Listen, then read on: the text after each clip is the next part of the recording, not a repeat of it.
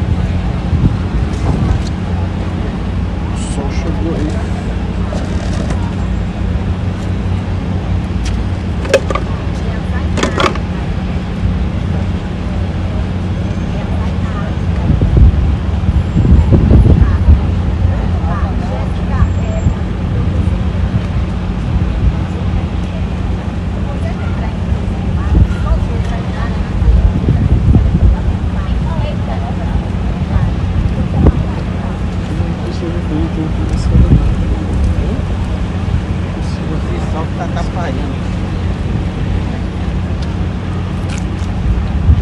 Itu dulu.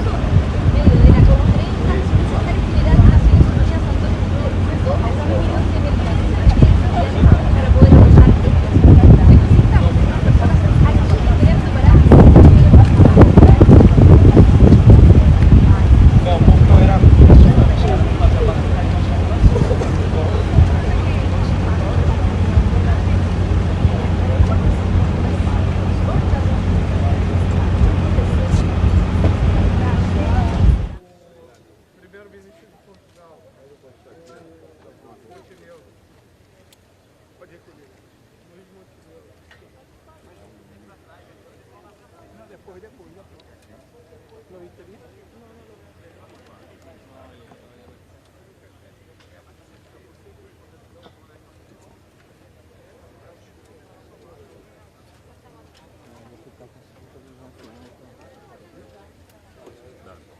Consegue botar o pé direito atrás, o pé no direitinho, atrás do pé do Antônio. Isso, você vai Obrigado.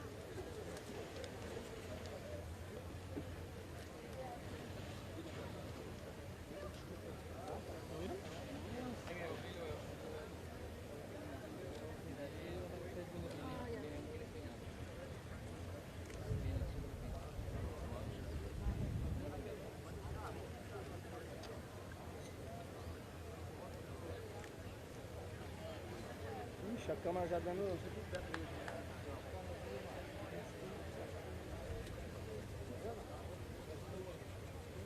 É uma barbalha ali, né? Tá enxergando?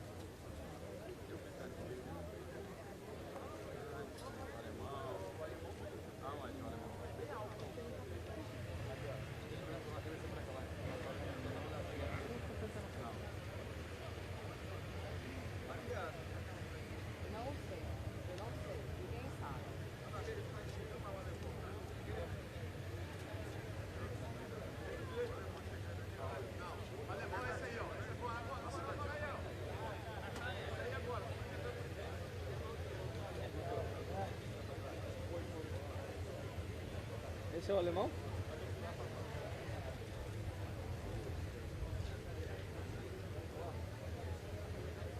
Breno! Stuka, já é pra fazer bico? Oi? É bico?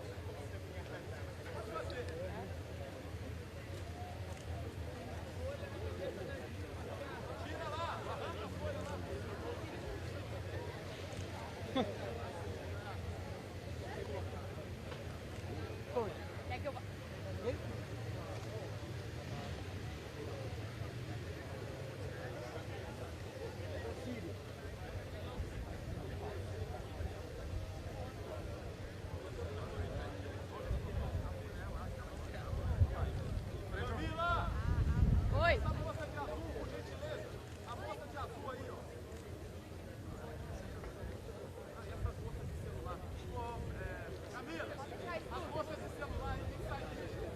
Estampada aí, ó. Sai todo mundo, sai todo mundo. Get out. Get out. Cerimonial, deixa o pessoal sair aí de azul, por favor. De azul aí, ó. Uma parte de mochila.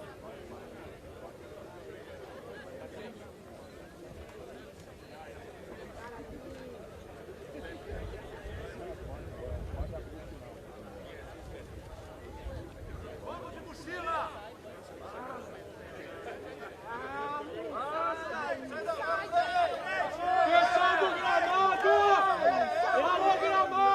If you're not an authority, get out.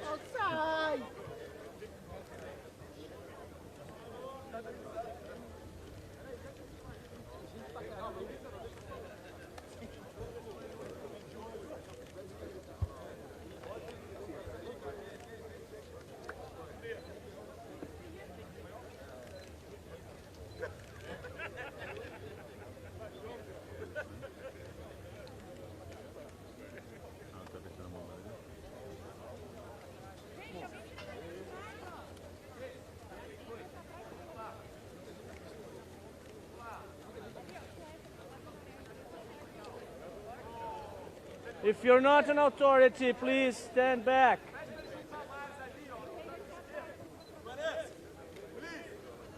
Olha esse cara aqui, ó. O que esse cara tá fazendo aqui?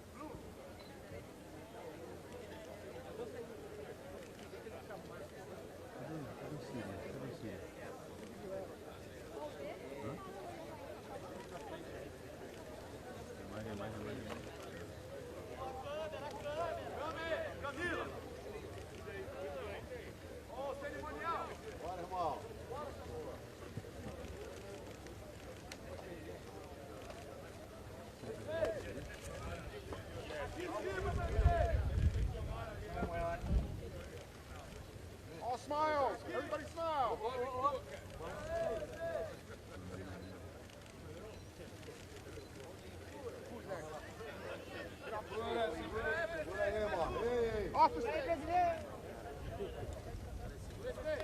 Tá chegando uma... Só mais um segundo.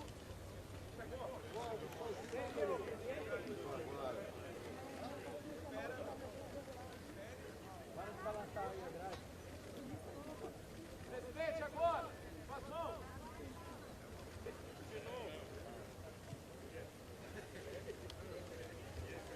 Não consegue mais levantar as mãos.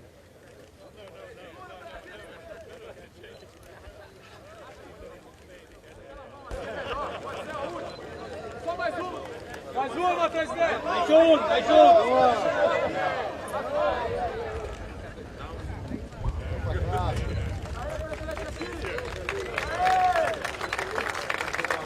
Muito obrigado!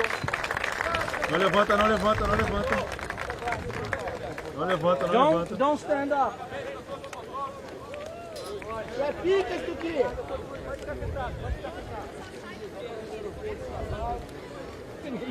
Só o secretário que quer.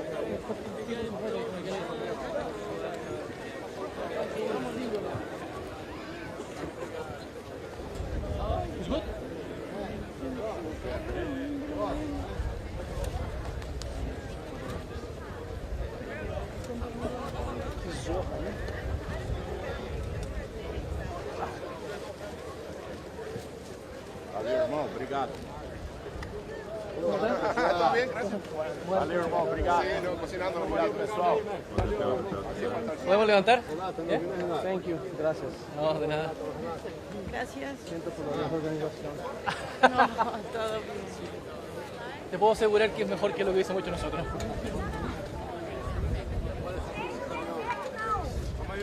A saída é só pela escada, Dom. Saída pela esquerda. Ah, não pode pular não?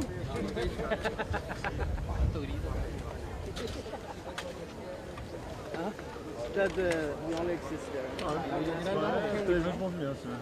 Ao vivo, não ao vivo esquizofrênico. Vai na fé. Tô imaginando aquele shake ali de preto com o negócio na cabeça. Nossa, deve estar torrando, né?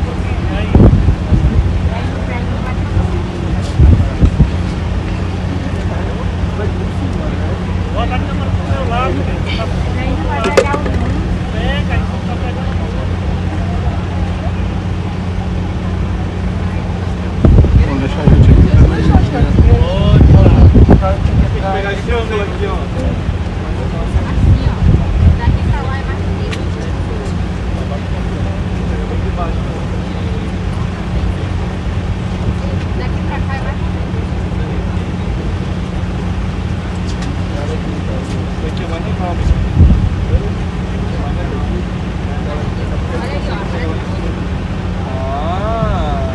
que você sabe de alguma coisa, né?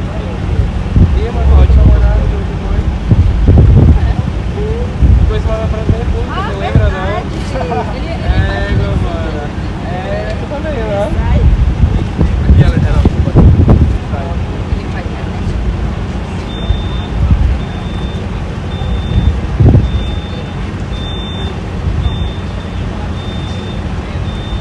Dando a vida, né?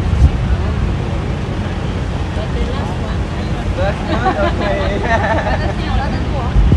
Ah, great.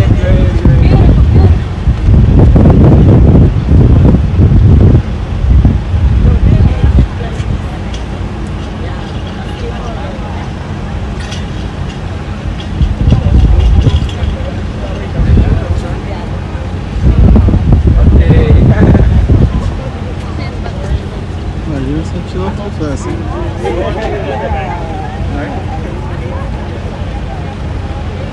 Estamos torrando. Have a nice day. Thanks for hanging out. Have a nice day. Bye-bye. Vamos lá pro desse vídeo, né?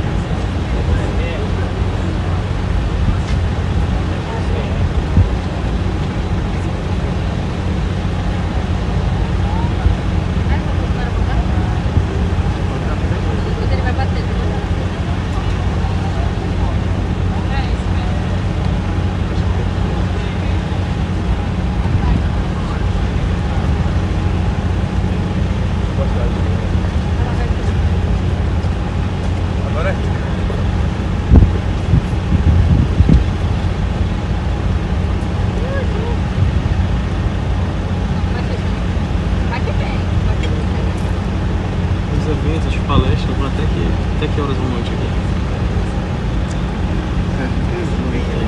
Mas a gente fica até mais. A gente pensou porque... Não, tô dizendo... Não, tô dizendo assim...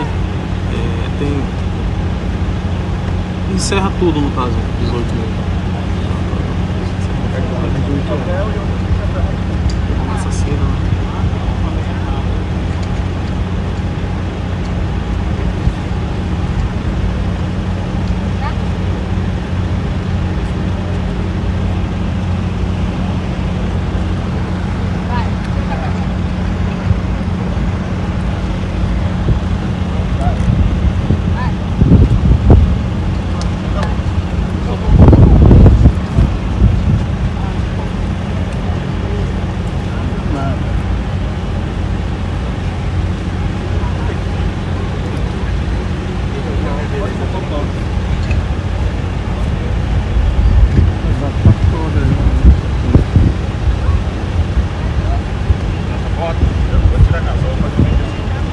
Eu vou tirar sua foto.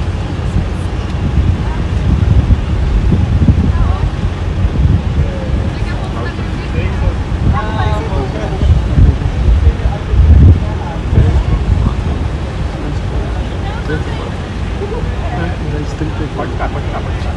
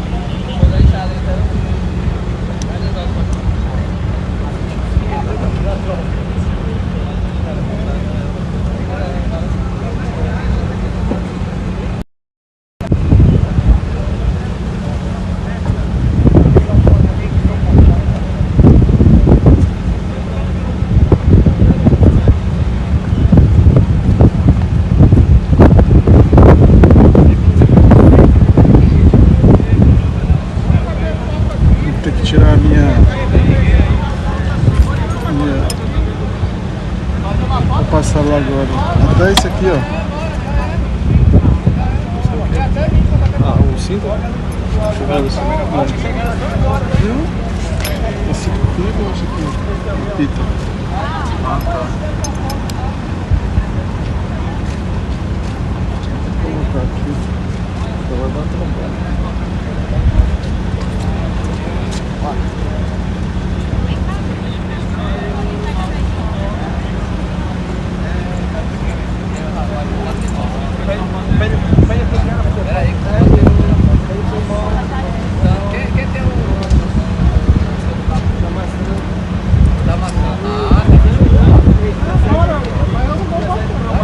Eu bato isso aqui.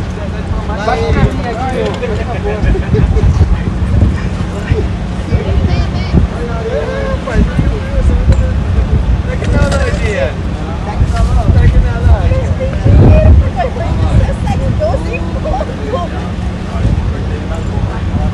Lá, todo mundo, Cop30! Assim é bom, né? Aí no meio da Bora, gente, vamos lá. entra. Ele vai bater. Não, eu não vou bater. Quem vai bater? Bate aqui. Opa, lá ele, lá ele. Bate, Vai lá. Bota ele pra mim, bora. Final. Boa Cop pra você.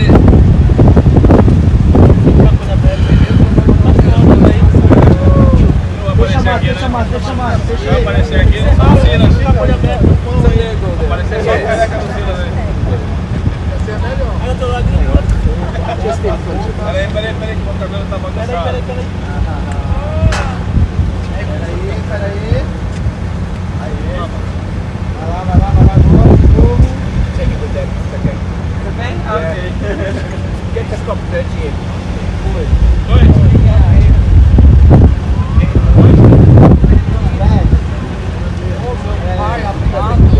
Calma aí,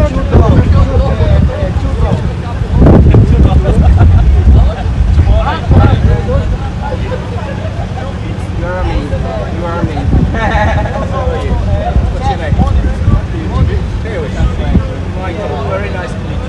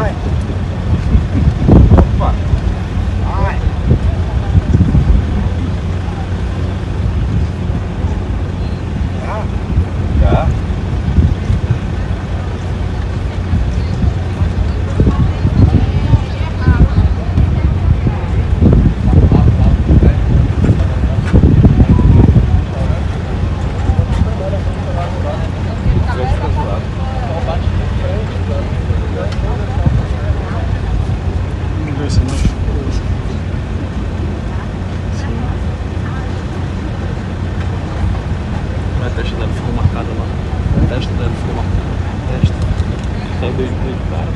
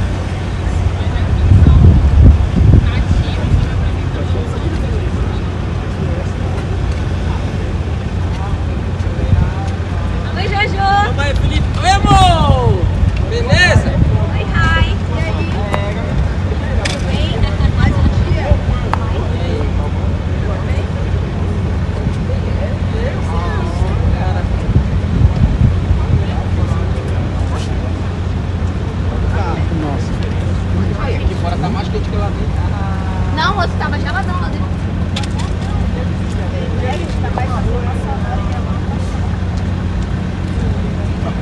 Boa, cara. Ele vai fazer. Entendeu? Vai ficar bom. Tá aqui a Ayana.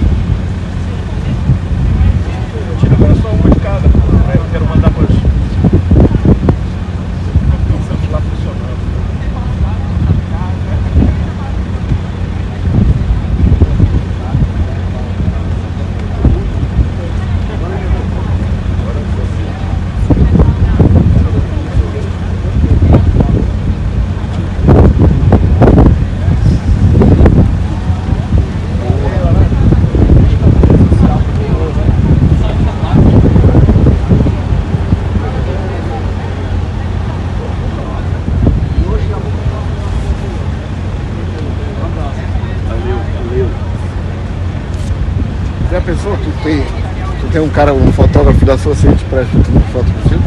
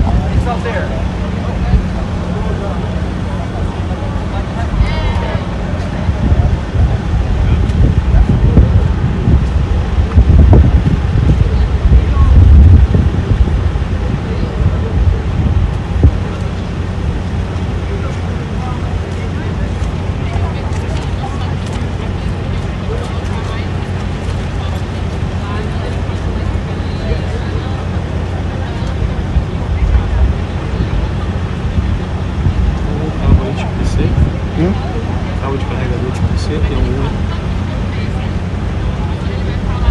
Não. Acabou o celular? Não, 20%. Mas na hora que terminar aqui, aí tu pode pegar. Esse bem que aqui o meu é iPhone. Lá no carro buscar.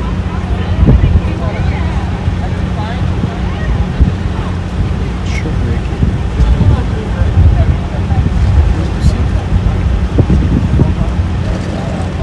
Como tá muito claro, a gente aumenta toda a iluminação.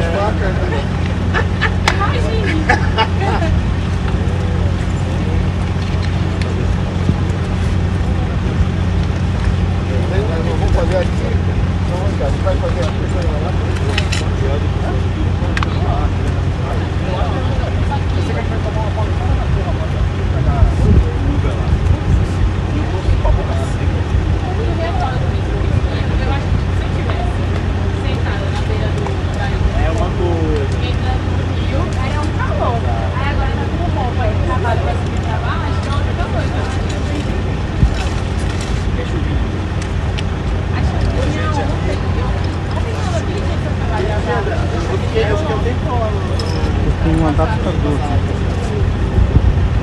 Deixa eu ver aqui, cara. Acho que tem um adaptador.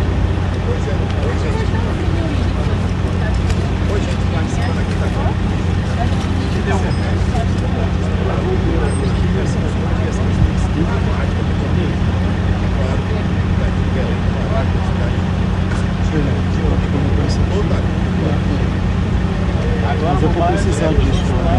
Não, só agora, só pra...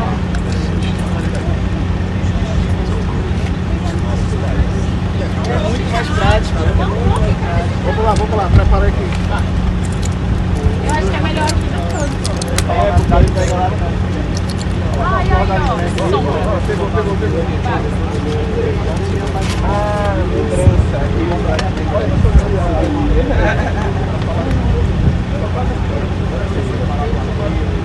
Não, mas isso aqui não carrega. Pois é, sei disso tudo. Só o adaptador.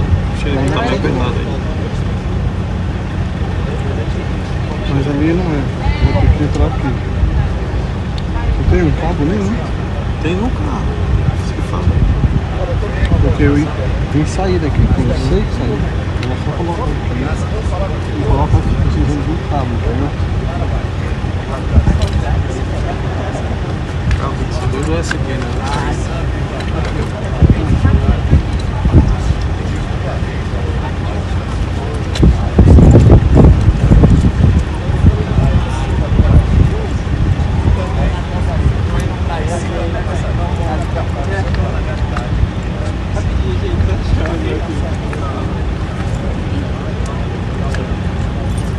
Entrada.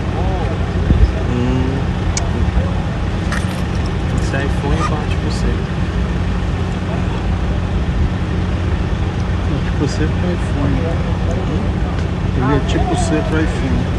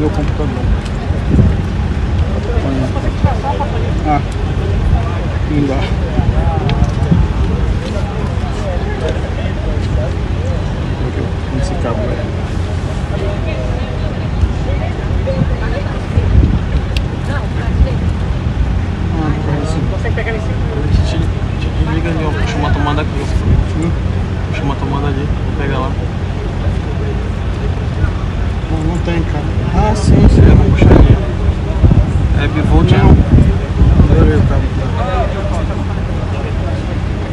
Uma amiga respondeu assim, ele é pai de um grande amigo meu, mas eu não sabia.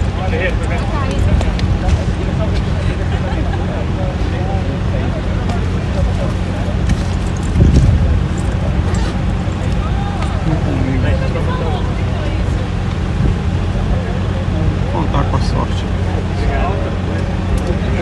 Obrigado, muito mais.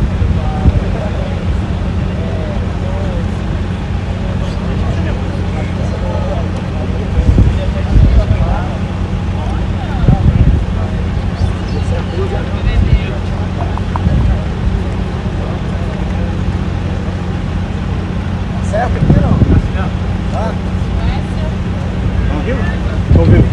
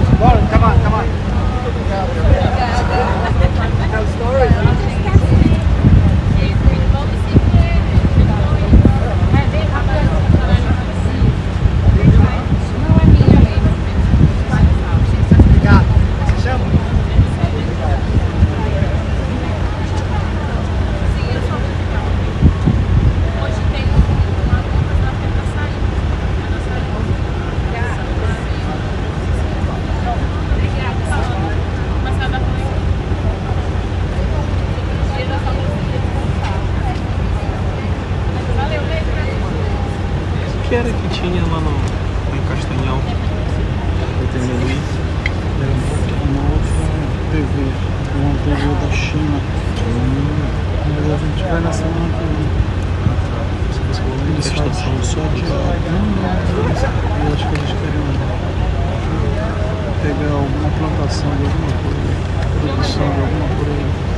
Não sei se é de carne, de leite.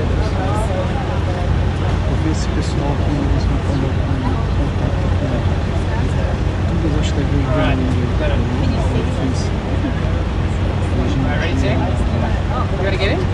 Dois e três páginas. Yes. One, two.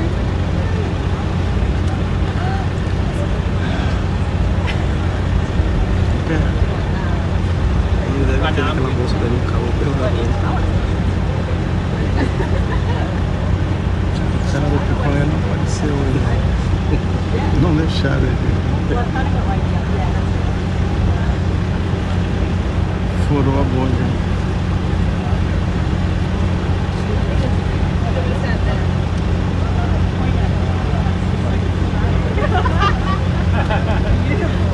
Sadia do G1 Globo News.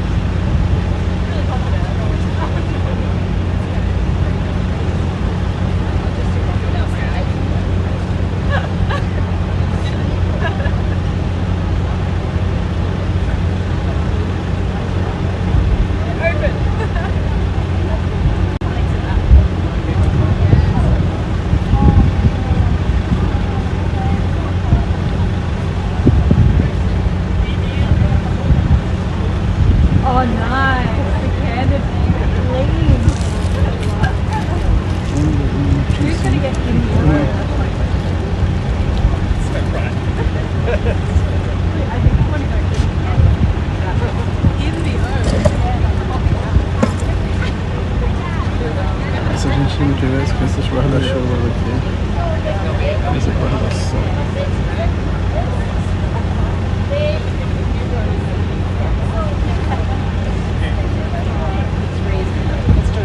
Try and get a bus back.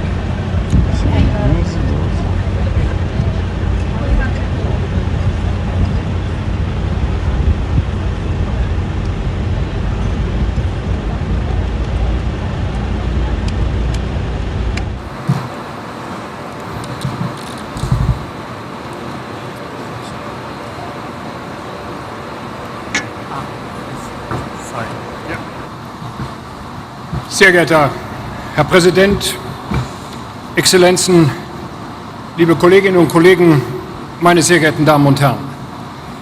Die Klimakonferenz in Belém ist Anlass, um Bilanz zu ziehen.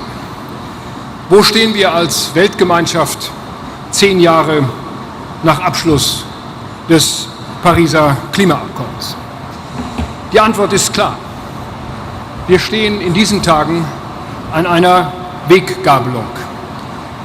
Alle Länder müssen entscheiden, wie sieht verantwortungsvolles Handeln aus für die Sicherheit und den langfristigen Wohlstand unserer Bürgerinnen und Bürger, für die Wettbewerbsfähigkeit unserer Volkswirtschaften und eben für den Klimawandel.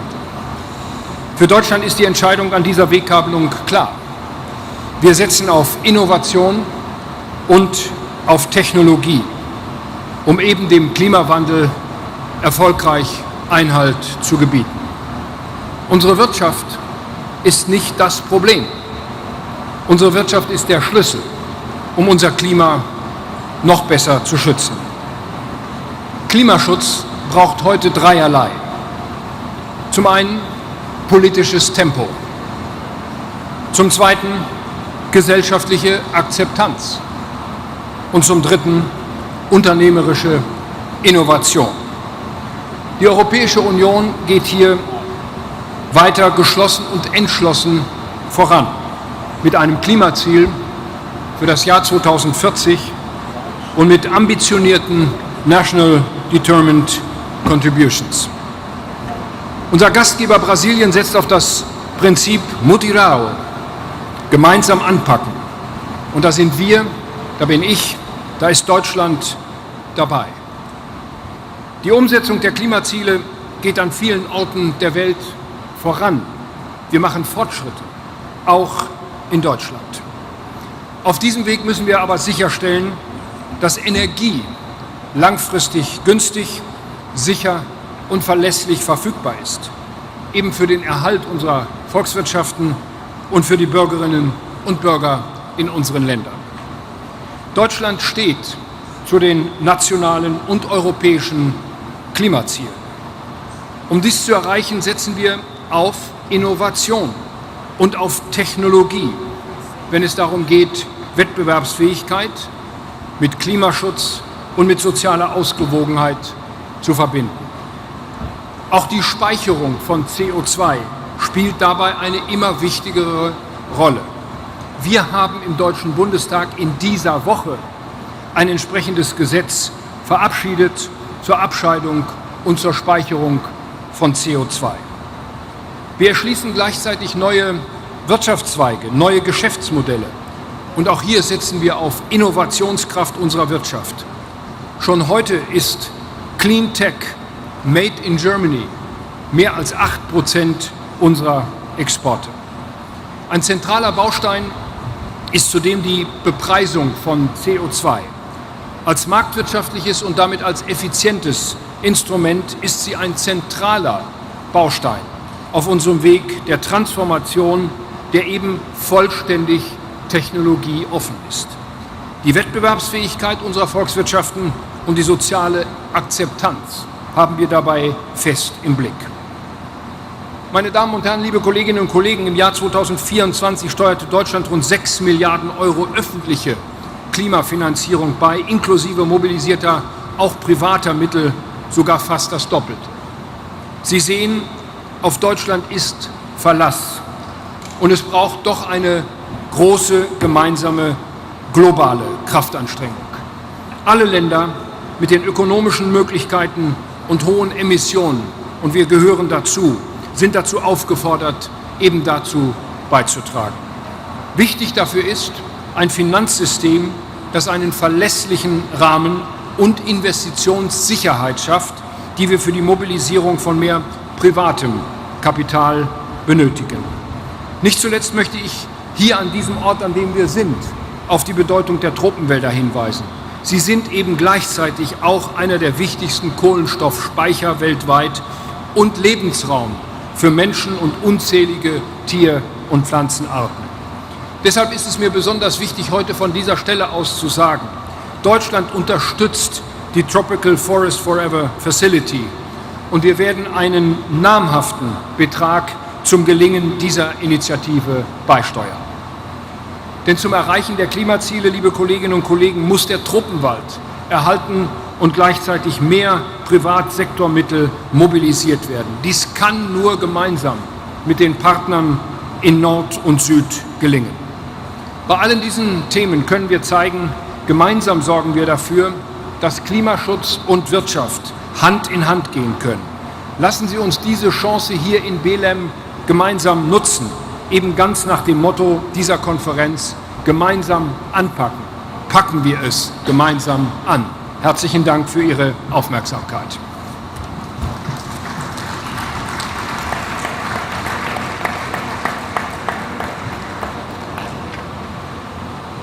Nesse momento, companheiros e companheiras, autoridades participantes dessa segunda mesa temática. Eu queria dizer para vocês que nessa segunda sessão temática da Cúpula de Belém, vamos abordar os desafios para uma transição energética justa, ordenada e equitativa. A ordem do dia prevê a participação do meu amigo, secretário-geral das Nações Unidas, Antônio Guterres, e de um representante da sociedade civil. Na sequência, o chefe de Estado e de Governo fará uma intervenção de 3 minutos e os representantes de organismos internacionais terão 2 minutos. Agora, antes de eu fazer o meu discurso, eu vou chamar para um vídeo que vai passar para vocês assistirem.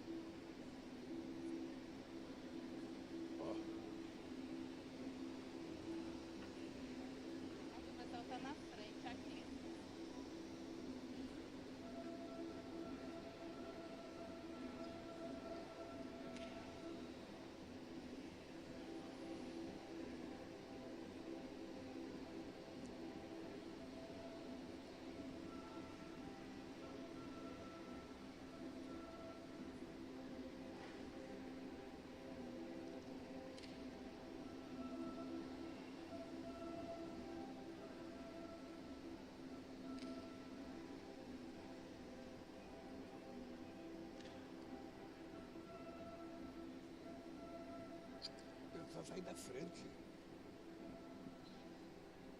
Quando for passar vídeo, o pessoal tem que sair da frente, cara. Vamos lá. Bem, como nós não temos um apresentador oficial, eu mesmo me apresento. E agora eu passo a palavra ao senhor Luiz Inácio Lula da Silva, presidente da República Federativa do Brasil.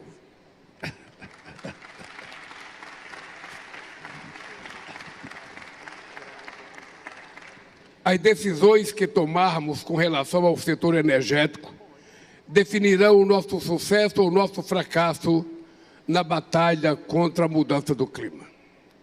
Foram necessárias 28 COPs do clima para nos comprometermos em Dubai com uma transição energética justa, ordenada e equitativa. A Terra não comporta mais um modelo de desenvolvimento baseado no uso intensivo de combustíveis fósseis que vigorou nos últimos 200 anos. 75% das emissões de gases do efeito estufa têm origem na produção e no consumo de energia. Não podemos nos omitir ou intimidar diante da magnitude desses dados. Já sabemos que não é preciso desligar as máquinas e motores, nem fechar fábricas ao redor do mundo de um dia para o outro. A ciência e a tecnologia nos permitem evoluir de forma segura para um modelo centrado nas energias limpas. Essa transformação já está em curso. O uso de renováveis triplicou nos últimos 10 anos. No primeiro semestre de 2025, a energia renovável se tornou a maior fonte individual de geração de eletricidade no mundo, ultrapassando o carvão. Em muitas regiões, as energias solar e eólica já são mais baratas do que a gerada por combustíveis fósseis. O preço das baterias caíram 90%. O Brasil não tem medo de discutir a transição energética. Somos líderes nessa área há décadas. Ainda nos anos 70, fomos o primeiro país a investir em larga escala em alternativas renováveis. 90% da matriz elétrica nacional provém de fontes limpas. Também somos pioneiros no desenvolvimento de motores flexíveis e o segundo maior produtor mundial de biocombustíveis.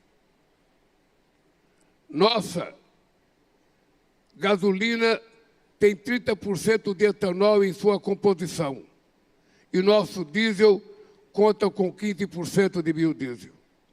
O etanol é uma alternativa eficaz e imediatamente disponível para adoção nos setores mais desafiadores, como a indústria e o transporte. É lamentável que pressões e ameaças tenham levado a Organização Marítima Internacional a adiar esse passo. A transição energética representa um novo paradigma de desenvolvimento e uma grande oportunidade para promover transformações estruturais na sociedade e na economia. Em 2023, o setor foi responsável por 10% do crescimento do PIB global e empregou 35 milhões de pessoas. É impossível discutir a transição energética sem falar dos minerais críticos essenciais para a confecção de baterias, painéis solares e sistemas de energia. Para gerar emprego e renda e gozar de segurança energética, os países em desenvolvimento precisam participar de todas as etapas dessa cadeia global de valor. Senhoras e senhores, apesar dos avanços, 2024 registrou um novo recorde de emissões de carbono do setor energético, o maior índice desde 1957. Os incentivos financeiros, muitas vezes, vão no sentido contrário ao da sustentabilidade.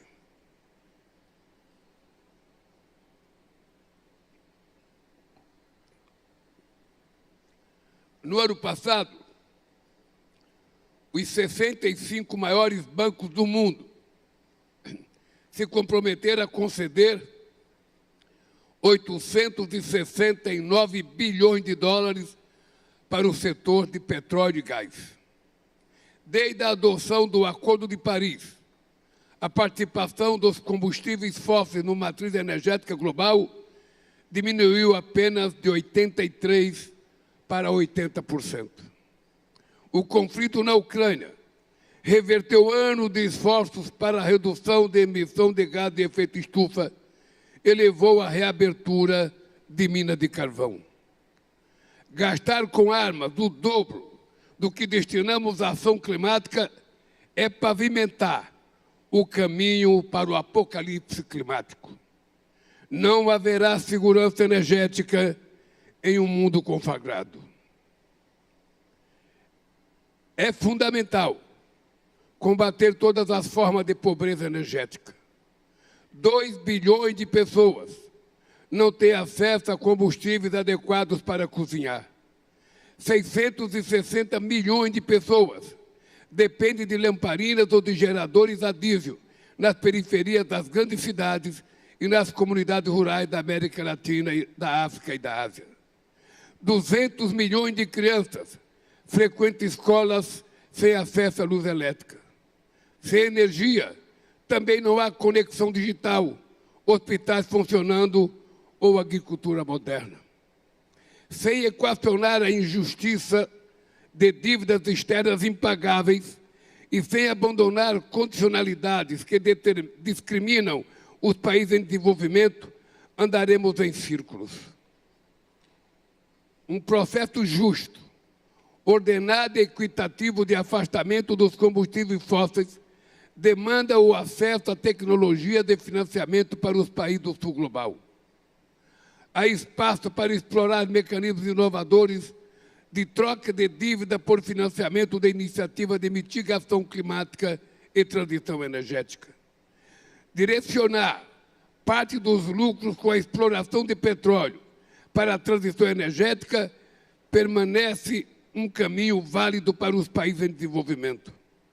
O Brasil estabelecerá um fundo dessa natureza para financiar o enfrentamento da mudança do clima e promover justiça climática. O mundo precisa de um mapa do caminho claro para acabar com essa dependência dos combustíveis fósseis. É tempo de diversificar nossas matrizes energéticas, ampliar as fontes renováveis e acelerar a produção e o uso de combustíveis sustentáveis. Isso requer alguns compromissos centrais. Em primeiro lugar, implementar o Acordo de Dubai de triplicar a energia renovável e de dobrar a eficiência energética até 2030. Em segundo lugar, colocar a eliminação da pobreza energética no centro do debate e incluir metas de cocção limpa e de acesso à eletricidade nos planos climáticos.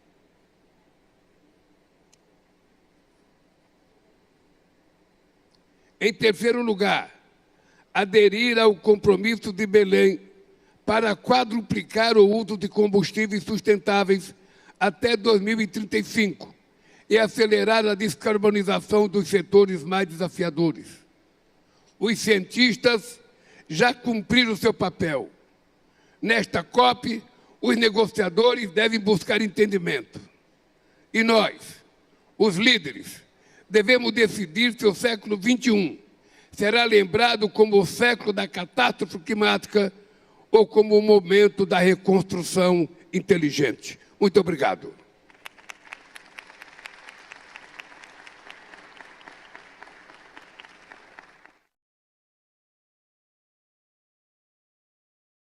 Of 1.3 trillion US dollar, which must...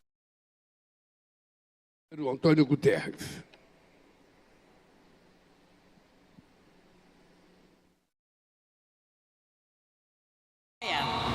the future will not judge us on the number of COP conferences or other climate-related conference we are hosting, but on the concrete action we have to take to save Mother Earth for her to take care of us now and in the future.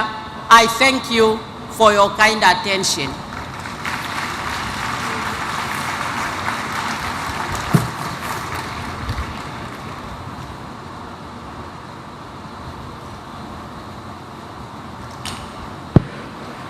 Neste momento, convidamos o membro do Conselho Presidencial do Haiti, Augustin Smith.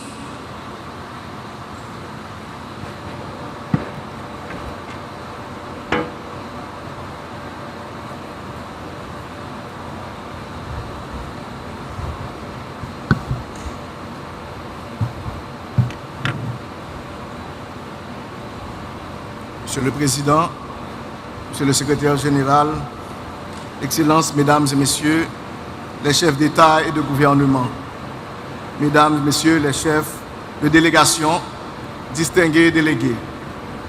C'est avec un profond sentiment de responsabilité que je porte aujourd'hui la voix du peuple haïtien à cette 30e conférence des parties à la Convention cadre des Nations Unies sur les changements climatiques.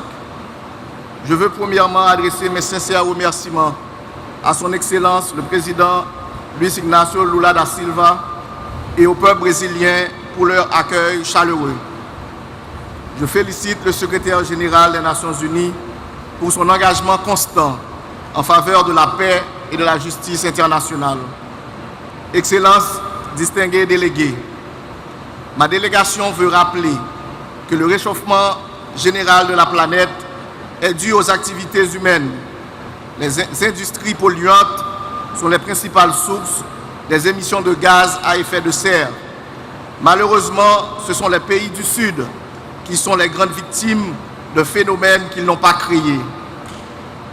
Pour les petits États insulaires au développement, les changements climatiques sont déjà une menace existentielle.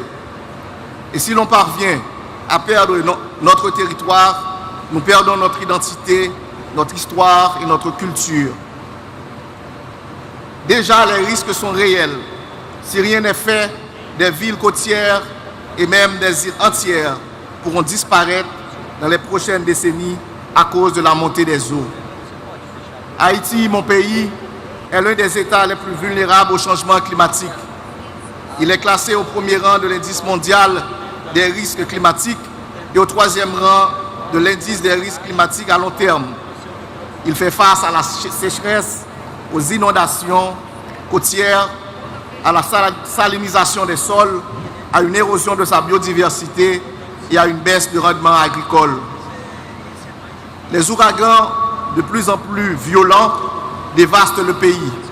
La semaine dernière encore, l'ouragan Mélissa a fait 47 morts, 17 disparus et occasionné des dégâts matériels considérables dans le sud et l'ouest du pays.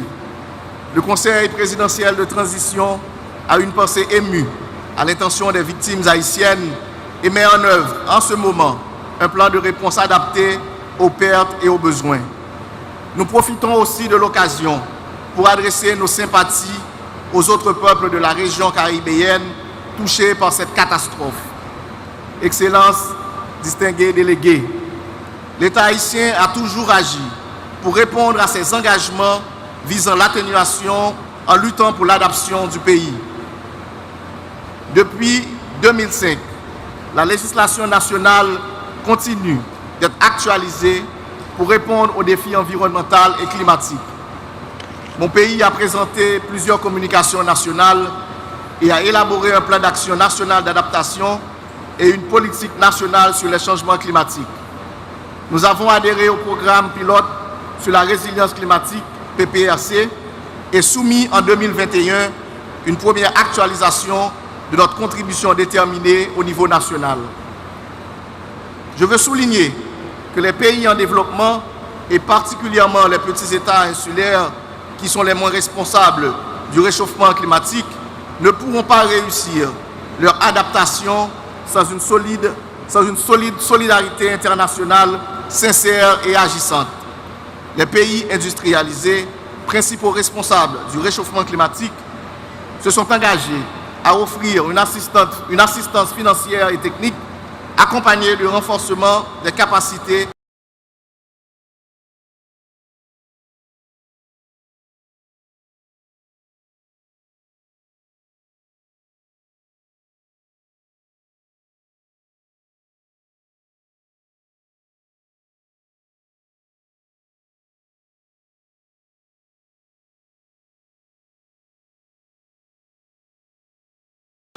de notre planète commune. Je vous remercie. Merci.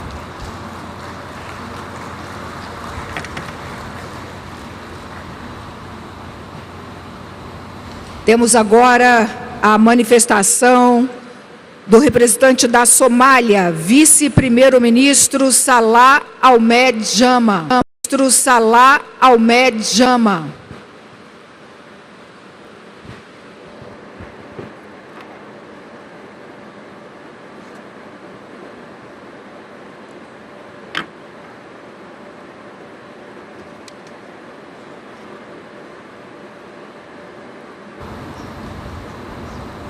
President of Brazil, President Lula,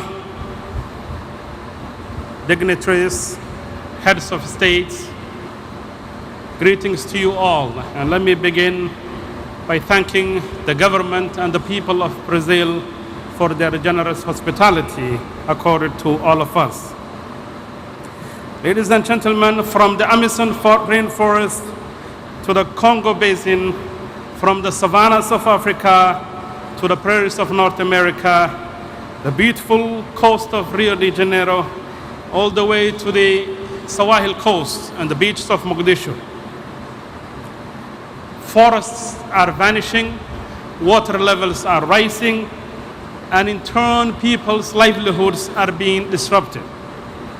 And we are, in a nutshell, living in a planet in crisis.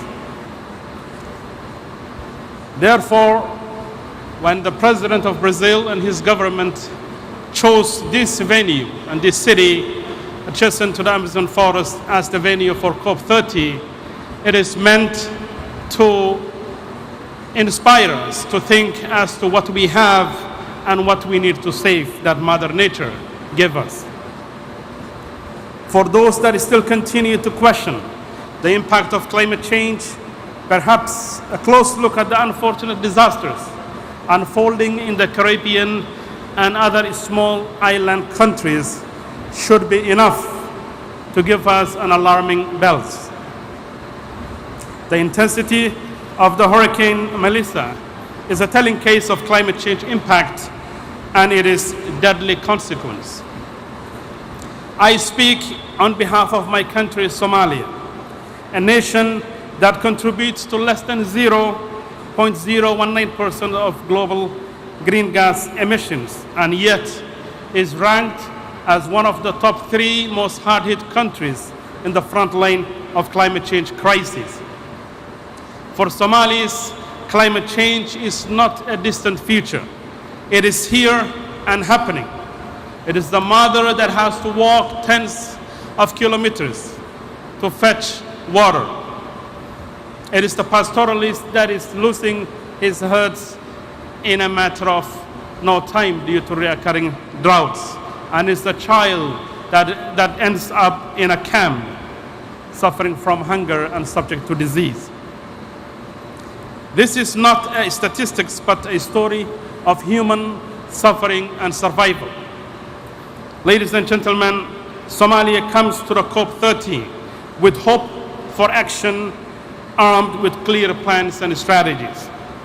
We have submitted our 3rd generation NDC and advanced our National Adaptation Plan, both embedded in our National Transformation Plan. Our priorities are very clear. The first priority is adaptation and resilience at a large scale. Our National Adaptation Plan, estimated at $6.3 billion by 2025, we seek partnership that builds early warning systems, climate-smart agriculture, resilient health systems, and climate-proofed infrastructure. For Somalia, adaptation is not a charity, but justice. Particularly women and youth who bear the heaviest burdens must be empowered and engaged.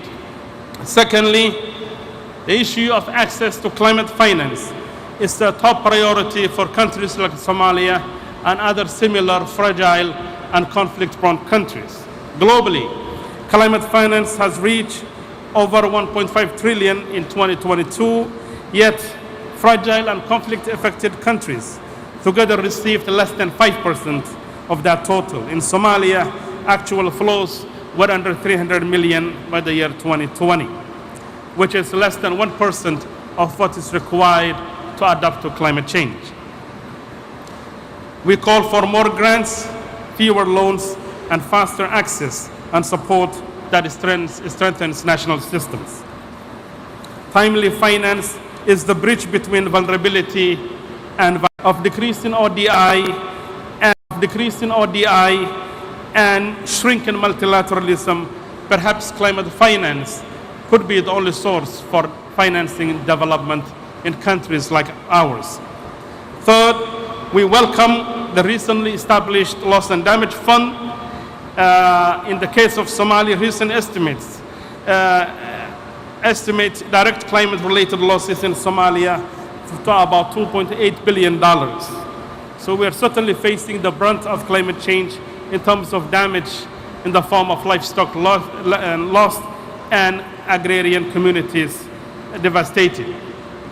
We welcome the new fund, but urge rapid capitalization and action because every delay deepens suffering and erodes hope.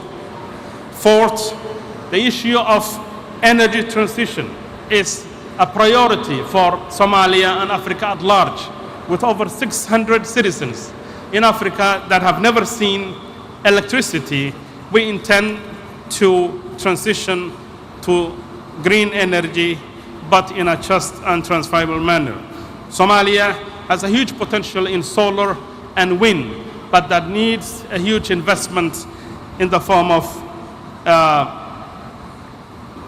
decentralized mini grids, solar irrigation, and clean cooking solutions. And finally, climate impact and adaptation is intrinsically linked to peace, stability, and they are both inseparable. In Somalia, droughts and floods displace families, fuel conflict, and undermine stability. That's why climate action is peaceful action, an investment in security and dignity.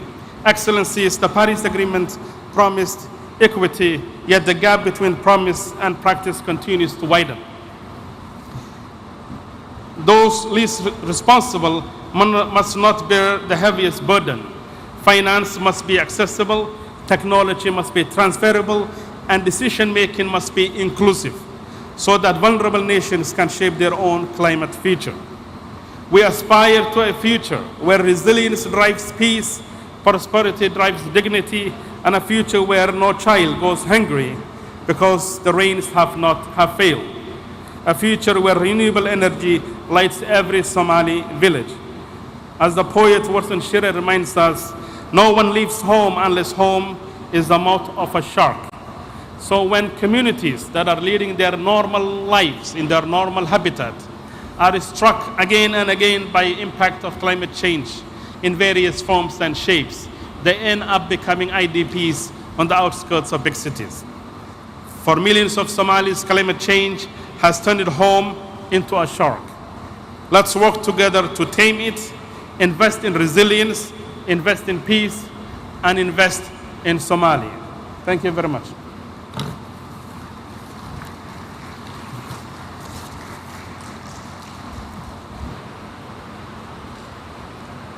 Chamamos agora para a manifestação o vice-presidente da Quênia, Kithure Kindiki.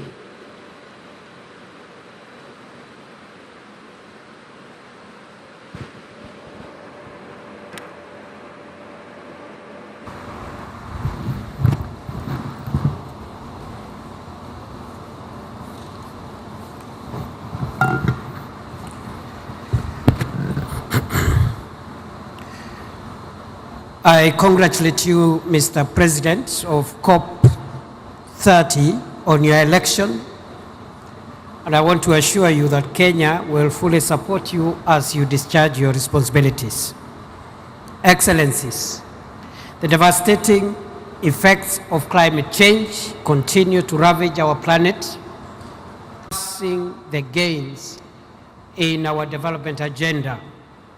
As I traveled here, Excellencies, we are still searching for scores of people who went missing after a mudslide affected one part of our country. And this has become now common than it was before. Such incidents have become common. Kenya is committed to addressing further climate change-induced harm. Kenya's energy grid now is 93% green, and we target to reach 100% in the next 4 years. Building on this foundation of green and clean energy, Kenya has updated and submitted a bold and ambitious economy-wide nationally determined contribution focused on greening the energy and industrial sectors in line with the commitments made at the African Climate Summits in Nairobi in 2023 and in Addis Ababa 2024.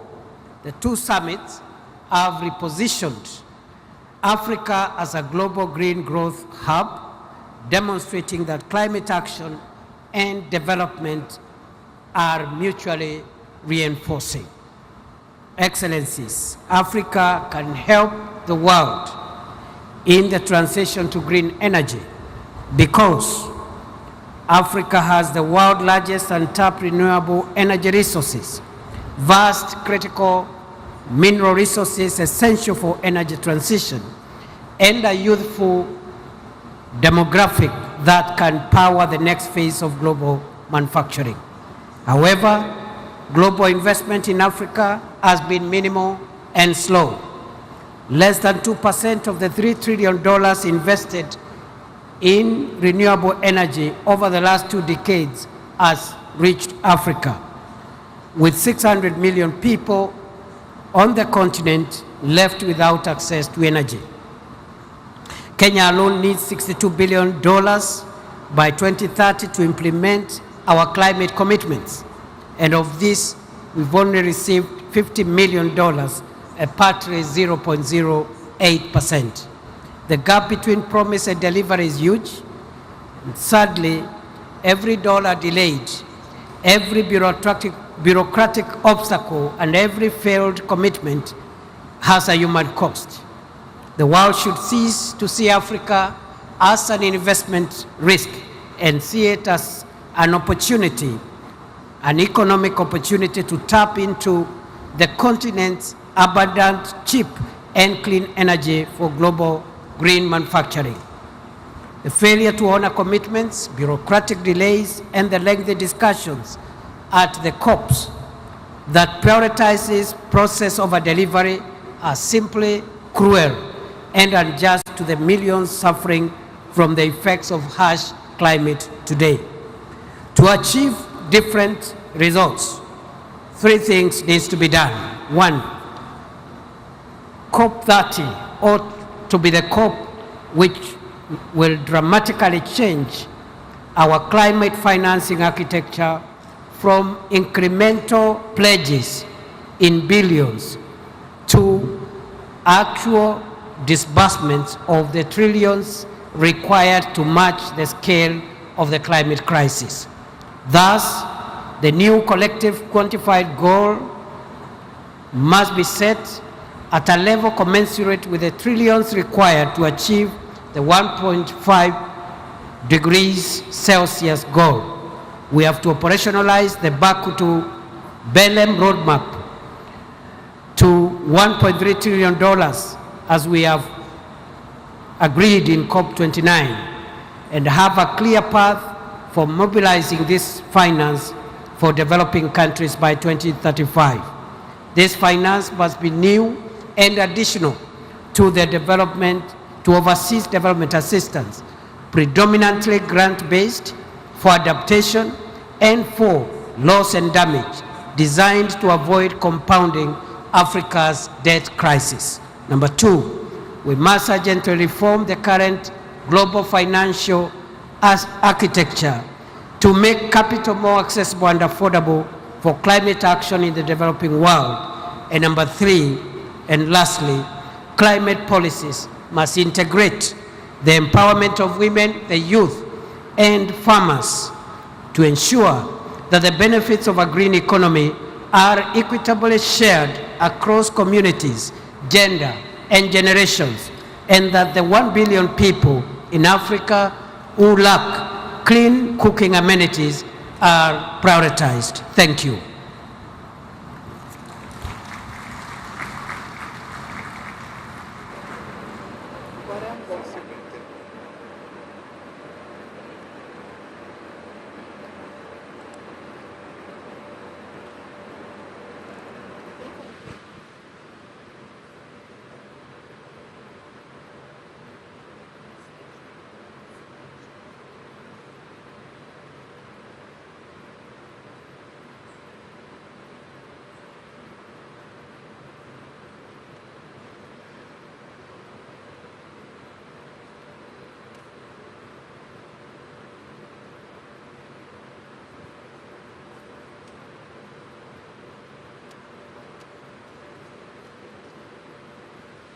Neste momento, convidamos para a manifestação o presidente do Palau, Surangel Wips Júnior.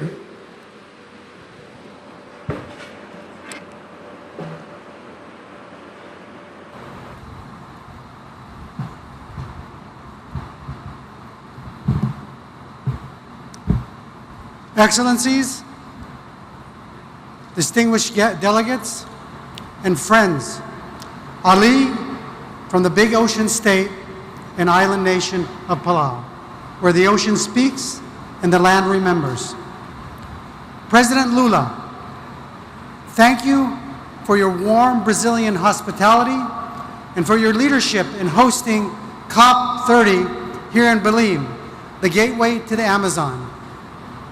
You know, this sacred setting reminds us of what we must protect and the stewardship we must activate. Guided by that spirit, Palau reaffirms its commitment to international cooperation, our most vital tool in confronting the climate crisis. We express deep concern over the reversal by some long-standing climate commitments and the chronic shortfall in our collective ambition. You know, yet this is a moment that we must not weaken our resolve. It must ignite it. We must work together with greater purpose, urgency, and unity.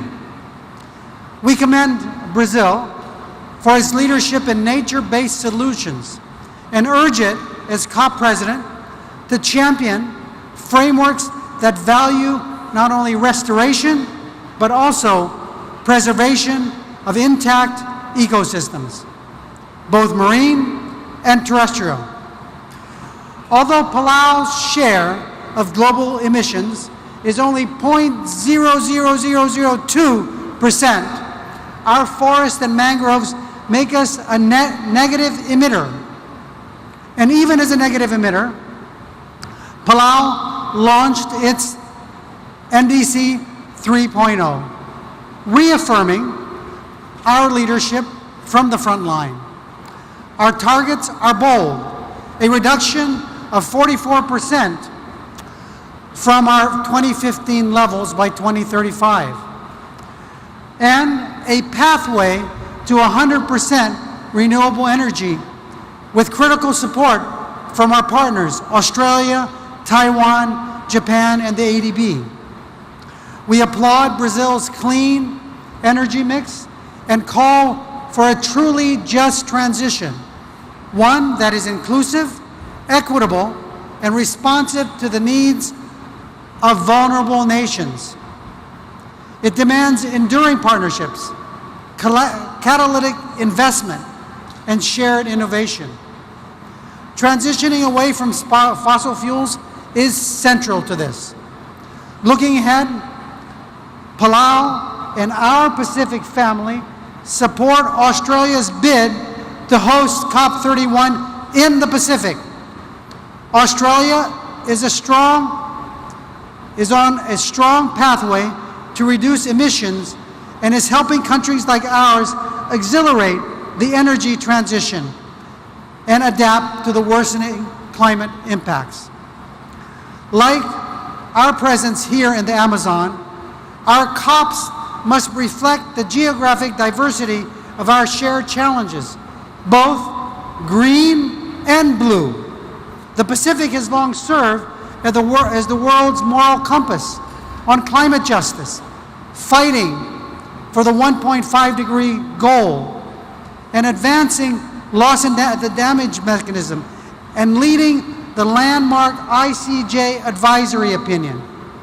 It is now the Pacific's turn, and we look to our host and all of you here to help find a pathway to a successful Pacific COP31 with Australia.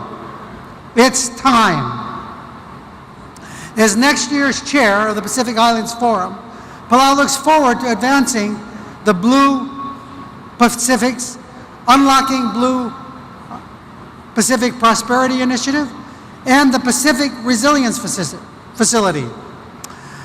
These two funds invest in the ocean's role of tackling warming and our vision of becoming the first 100% renewables-powered region in the world. This will help us in reallocating the $6 billion the Pacific spends annually on fossil fuels, and will transform livelihoods and prosperity for our people. As we advance this agenda, let us reaffirm our defining principle: leaving no one behind. Despite strong climate ambitions, Taiwan continues to be excluded from this process. With higher emission reduction targets and science-based actions, Taiwan can help accelerate the global transition. Every capable partner, including Taiwan, must have a seat at the table. And as current chair of AOSIS, I speak as one with my fellow leaders.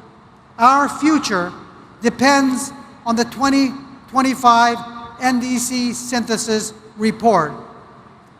And we know it clearly shows we are not on track to limit warming to 1.5. All countries must submit NDCs of the highest ambition and urgently. 1/3 is not acceptable. We need to do better.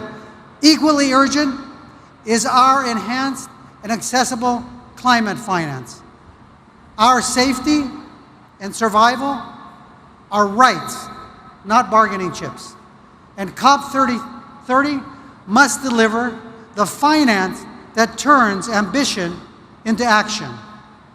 You know, Palau's traditional war canoes were manned with warriors to paddle, a chanter to keep them in sync, and a bailer to keep them afloat. We are in a climate war, and the success of our mission is everyone's responsibility. Our survival requires us to chant, bail, and paddle together with unity of purpose as one. Because only together, as the theme of our 80th UN General Assembly reminds us, we are stronger. We envision a Pacific where our children inherit not crisis, but courage and purpose, where our islands are not sinking symbols, but rising beacons of innovation, climate justice, and hope. Obrigado, Kompan Masulang. Thank you.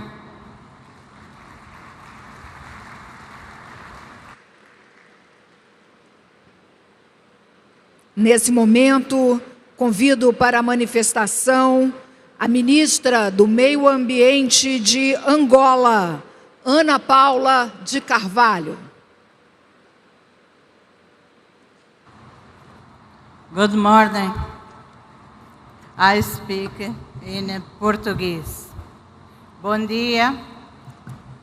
Excelência, Senhor Presidente da República Federativa do Brasil, Excelência, Senhor Secretário-Geral das Nações Unidas, Excelentíssimo Senhor Presidente da Cop30, Excelentíssimo Senhor Secretário Executivo da Convenção do Clima, chefes de Estado e de Governo, distintos delegados, minhas senhoras e meus senhores.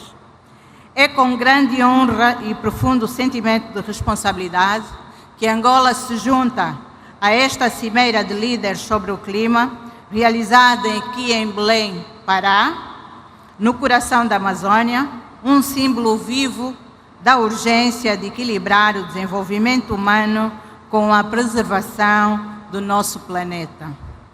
Trago a esta plenária uma saudação especial de Sua Excelência João Manuel Gonçalves Lourenço, Presidente da República de Angola, a quem tenho a honra de representar, que por razões de agenda não pode estar presente nesta terceira edição da Conferência das Partes.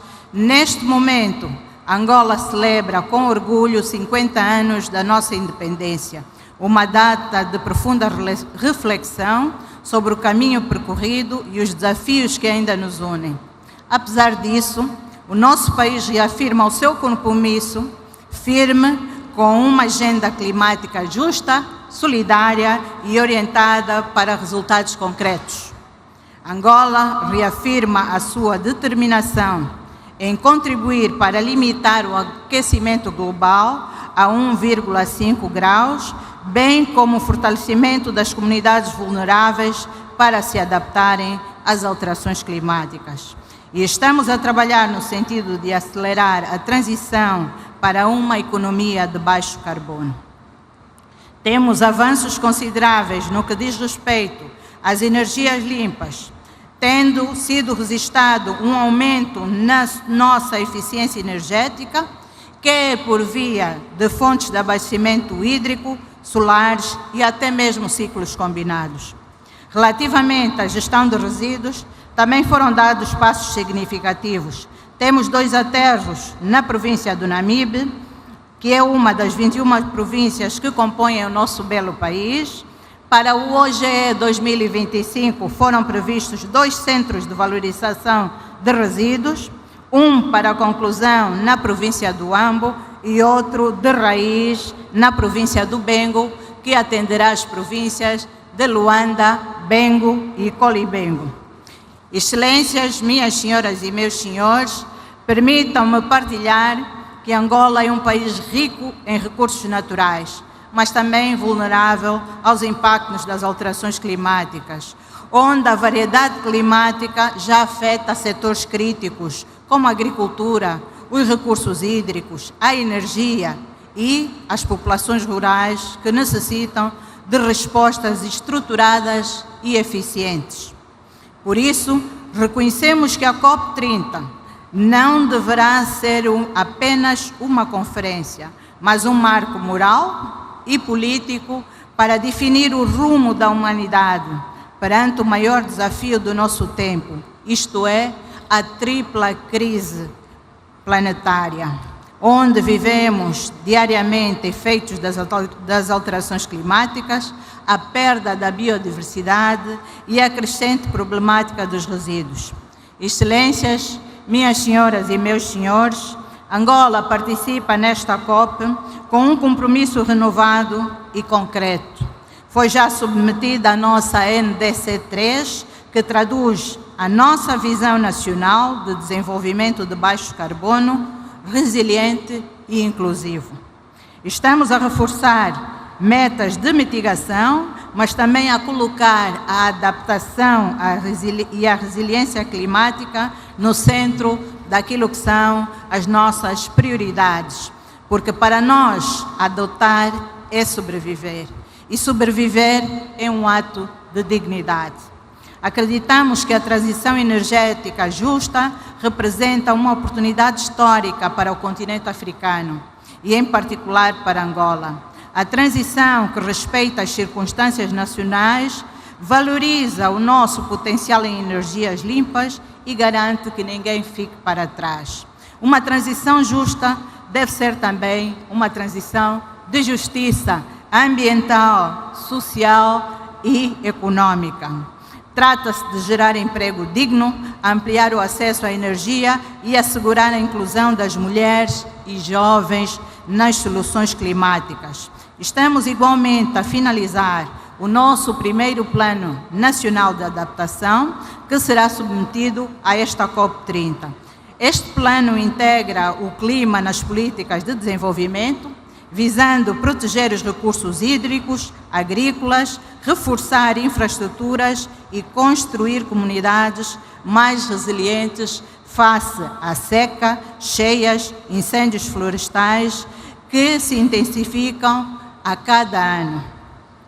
A conservação da biodiversidade e a gestão sustentável dos recursos naturais são fundamentais para a nossa soberania ambiental, econômica e social. Mas sabemos que não é possível haver adaptação sem financiamento previsível, acessível e justo. É por isso que nos juntamos à voz dos outros países menos avançados que continuam a enfrentar barreiras desproporcionais para aceder aos fundos que lhes permitem agir. Assim sendo, esperamos que a COP30 seja o início da transformação das promessas em ações reais de financiamento e compromissos em soluções concretas. Excelências, minhas senhoras, meus senhores, nenhum país vencerá esse trabalho sozinho. É por isso que Angola defende firmemente a cooperação Sul-Sul como um dos pilares mais importantes para uma resposta global mais equitativa e, por isso, acreditamos no poder da partilha de conhecimento e na solidariedade entre as nações.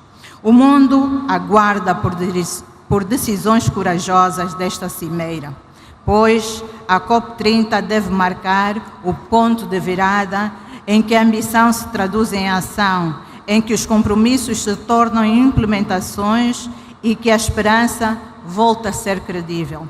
Angola reafirma o seu compromisso em ser parte ativa da solução, transferindo resiliência, promovendo uma economia verde e inclusiva e defendendo uma agenda climática africana forte e solidária. Termino a minha intervenção com uma frase que alguém escreveu, mas que nós apoiamos. O desafio climático é, antes de tudo, um teste à nossa capacidade de cooperar e de acreditar que o destino da humanidade é comum. Thank you, merci beaucoup, muito obrigada.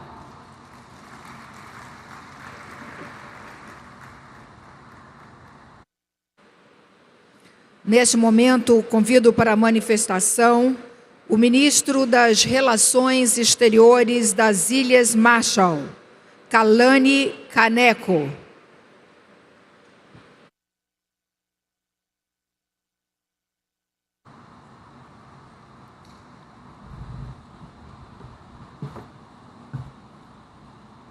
Madam President, Excellencies, I want to start by stating my sorrow at the devastation wrought by Hurricane Melissa in the Caribbean. As islanders, we cannot help but see ourselves in the images coming out of Jamaica, Cuba, and Haiti. All we have to do is look outside our front doors to witness the impacts of climate change. For centuries, we were protected by the vast blanket of ocean that served as a thoroughfare between islands and provided the abundance food that nourished us. And when the swells rose high, the coral reefs that surrounded us provided protective rings to calm the waves. But now the sea rises, the coral dies, and the fish stock leaves our shores for cooler waters. What will happen when the next storm comes to us? If this is a cup of truth, then to answer this question, as the president of Chile said, we must begin with the science.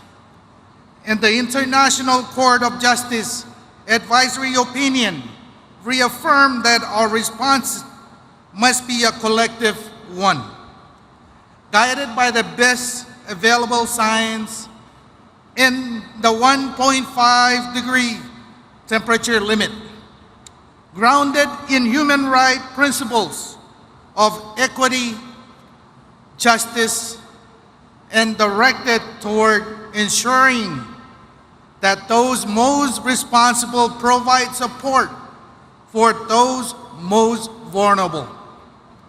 We put our faith in the Paris Agreement 10 years ago, and we have worked tirelessly to live up to its commitment.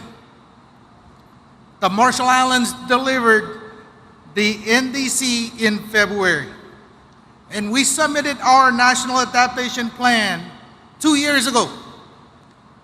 And we are doing our utmost to implement these plans with limited resources. We know that the Paris Agreement has moved the needle on climate action. We have expanded clean energy and slowed warming. But the future of my country depends on each and every party coming together to do more faster. Whether leaders are here or not, the largest emitters must show up on paper with higher ambition, NDCs, and more finance. This COP needs to agree on an adaptation package with a new finance goal at its heart, with concessional terms and direct access to small island states. Because I tell you, in the Marshalls, our adaptation needs are overwhelming. For us and islanders alike, adaptation finance means investing in our survival in the face of hurricanes, wildfires, droughts, famine, and sea level rise. My people have already shown tremendous resilience. When the United States exploded 67 nuclear bombs over the Marshall Islands, we were bequeathed poisoned homes, cancerous growth, communities living in exile. Yet we endure. The fight for climate change is a fight to ensure that the history doesn't repeat itself. It is clear that the fossil fuel industry is not preparing for a just, orderly, and equitable transition. Instead, we see a future of supply shocks, conflict of resources, stranded assets, and the legacy of dangerous climate change being visited upon us to serve the interests of others. A legacy now visited on Caribbean shores.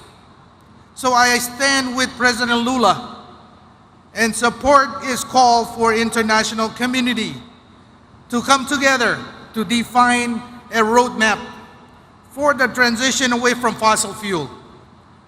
I am equally inspired by the COP President's call for a spirit of Muri Trao, in which we work together to achieve more than we could ever possibly imagine doing alone. Every voice should be heard at this COP.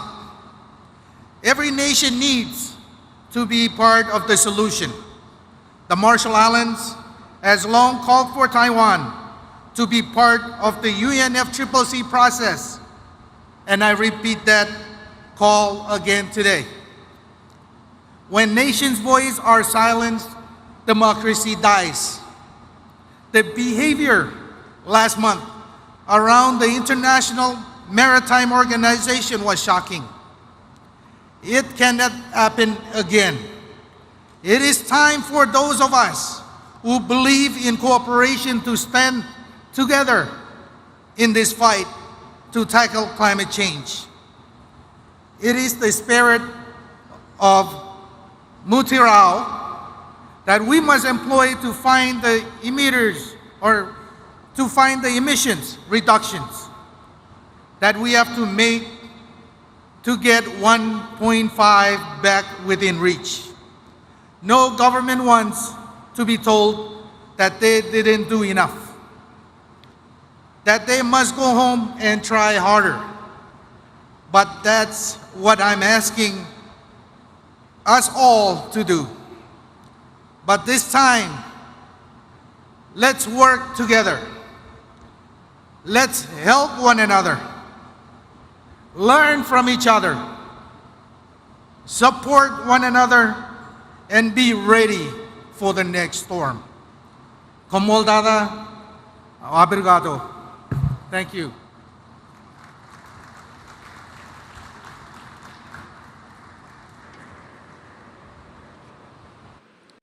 Neste momento, convidamos para a manifestação a chefe do Departamento de Meio Ambiente do Irã e vice-presidente para o Meio Ambiente, Shina Ansari.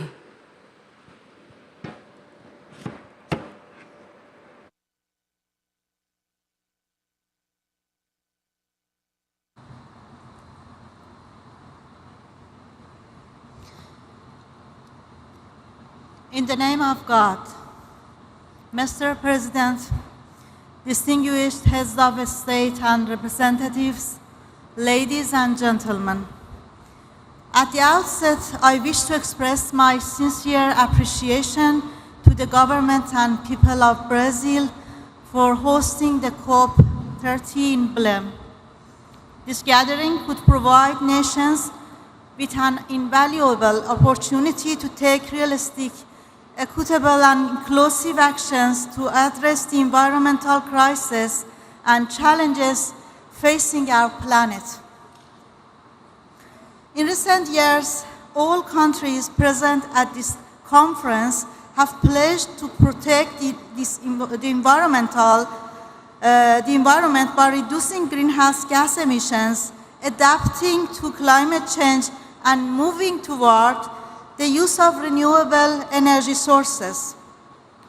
Despite facing unilateral coercive measures as well as imposed restrictions on access to modern technologies, knowledge, financial support, and foreign investment, the Islamic Republic of Iran has achieved remarkable progress while considering further steps to take in the coming years.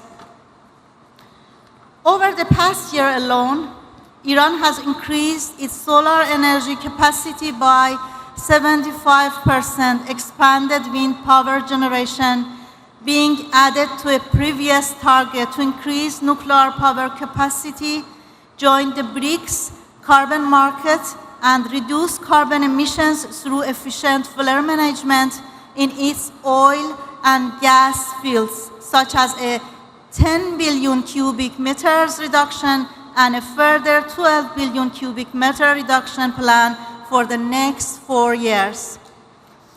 Accordingly, transitional fuels and enhanced energy efficiency management projects are underway to enhance the country's resilience to the adverse impacts of climate change.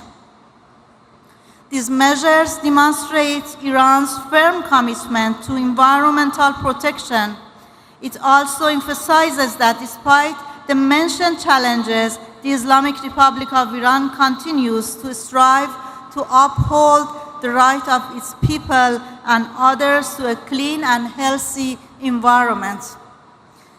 This does not mean that we overlook major environmental challenges such as prolonged drought and rising temperature, approximately 1.8 centigrade, and a 50 millimeter decline in precipitation over the 50-year period. Rather, it emphasizes that despite all obstacles and being deprived of technology transfers envisioned in the Convention, the Islamic Republic of Iran continues its efforts. Mr. President, the United States, in coordination with its regional proxy, the Zionist regime, has launched military aggression against the Islamic Republic of Iran. This act not only violates international law and constitutes war crimes, but has also caused extensive and lasting environmental destruction. Among the most serious consequences was the release of over 50,000 tons of carbon emissions in Tehran alone. The reckless attacks on Iran's peaceful nuclear energy facilities represent a blatant and deliberate crime that could have led to one of the world's largest environmental catastrophes. This act of aggression is alongside with the 2 years ecocide and a variety of war crimes committed by this outlaw regime in Gaza. These crimes were not only a massacre of innocent people, women and children, but also caused deep environmental damage. Ladies and gentlemen, the Islamic Republic of Iran, while firmly recognizing the inherent environmental and humanitarian threats, continues to believe in the power of international cooperation. Iran stands ready to share its local knowledge and experiences and to engage constructively with other nations and international institutions in advancing our common environmental goals. We are heirs to one earth and one destiny. May we act with respect and justice so that we may pass on a sustainable legacy to future generations. Thank you.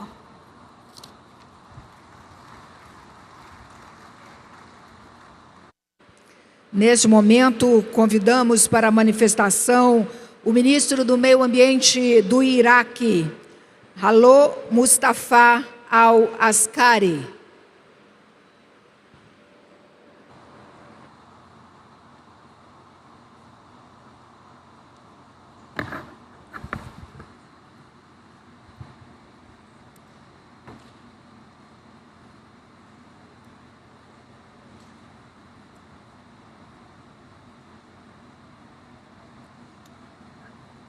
Mr. President, Your Excellencies, distinguished esteemed participants, good afternoon.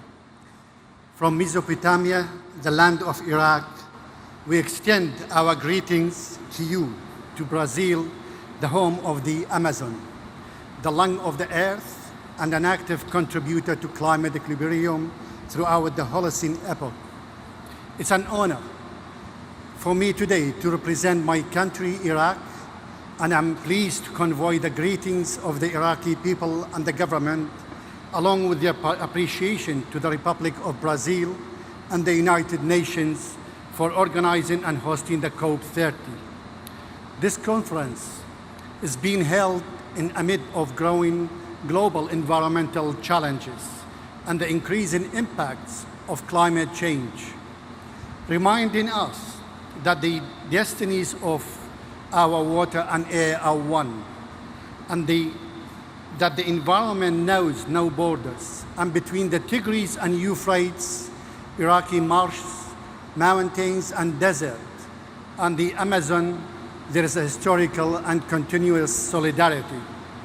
Ladies and gentlemen, we gather today at COP30, making the 10th anniversary of the adoption of the Paris Agreement, and at time when the world faces an undeniable reality that the current trajectory of updated NDC does not place us on the right track toward achieving the goals of the Paris Climate Agreement. In the context, we call at the conference for a clear and measurable commitment to climate finance and for the equitable support to be directed toward vulnerable countries and communities with limited adaptive capacity as a fundamental human right. Today, Iraq announced tangible progress on its climate action pathway. We have submitted our second nationally determined contribution 2025 to 2030, which serves as the overarching framework and roadmap for climate action in the country. In this document, we have raised our level of ambition to reduce greenhouse gases emissions in full commitment to the Paris Agreement and its provisions. In addition, we have launched 6 other key documents related to climate action. On the other hand, Iraq has taken a significant institutional step by establishing the State of Company for Carbon Economics, aimed at operationalizing the mechanism of Article 6 of the Paris Climate Agreement, engaging with regional and global markets, and put the foundation for a national carbon market. In today's conference, we reaffirm that Iraq is among the world's key contributors to global energy supply and will continue to play this vital role in ensuring the stability of energy and oil markets. However, in parallel, Iraq is advancing the implementation of clear and comprehensive plan to reduce carbon footprint of the energy and oil industry, as well as to reduce methane emissions. This plan includes ending routine flaring of associated gas by 2028 and improving the efficiency of oil industry operations, expanding renewable energy capacity to reach 12,000 megawatts. In terms of exposure to climate change and the challenges of adaptation and environmental resilience, water scarcity has become an extensional challenge in Iraq, alongside it, waves of drought, desertification, and sand and dust storms are intensifying. The marshes of the southern of Iraq are experiencing frequent droughts that have affected more than 90% of their historical area. Similarly, the mountains and forests of Kurdistan region, as well as the natural ecosystem in eastern and western Iraq, face the same problem. The crisis threatens biodiversity, agriculture, undermines the livelihoods of local communities, increases displacement and migration, and disrupts the routes of the migratory birds. In recognizing the needs of our people, after decades of suffering and to increase greater resilience, the government of Iraq places climate action at the core of its national development plans. It also places youth, women, academic researchers, civil society, and the private sector at the heart of decision-making and implementation. Because climate action requires the participation of all, and because local knowledge and innovation are the driving forces of sustainable solutions. Iraq is also working to open doors and opportunities for cooperation with the neighboring countries to adopt joint regional adaptation plans and cross-border mega projects in the fields of water, agriculture, nature-based solutions, energy, and sustainable transport within the framework of the Paris Agreement. Regional cooperation remains the most effective path to maximize impact, reduce cost, and strengthen stability and integration among the people of the region in the face of climate change. In conclusion, we confirm that Our message today present a roadmap framed by clear timelines, measurable actions, and partnerships built on trust and transparency. What we have outlined in second nationally determined contribution, along with the institutional reforms and implementation projects we have launched, from ending routine gas flaring to expanding solar energy, representing a genuine commitment by Iraq that deserves recognition and support through financing, technology, and expertise.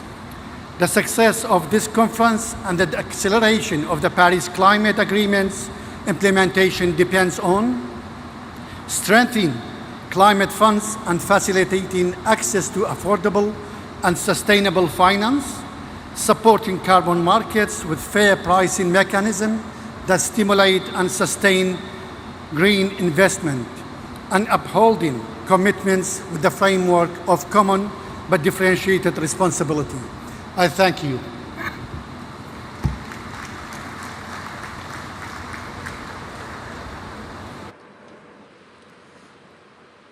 Neste momento, convidamos o ministro do Meio Ambiente da Jordânia, Ayman Suleiman.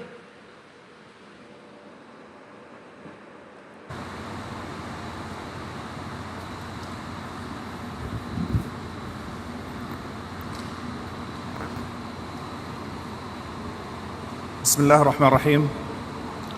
Mr. President Lola, Mr. Secretary General, Mr. President of Cop30, Excellencies, distinguished guests, good afternoon. On behalf of His Majesty King Abdullah II and the Hashemite Kingdom of Jordan, I extend our sincere appreciation to the Republic of Brazil and to the people of Belém for hosting this important gathering in the heart of the Amazon, an emblem of nature's richness and fragile alike. We convene once again as soon as the global family, united by the shared duty of safeguarding the planet and to protect the generations that will inherit it. In our region, the Middle East, climate change is not a distant threat. Rising temperatures, shrinking water resources, and degraded systems threaten lives and livelihoods across the borders. Conflict only magnifies these risks, destroying land, marine life, and vital water resources, and displacing millions of people. Jordan has long carried the human consequences of regional crisis.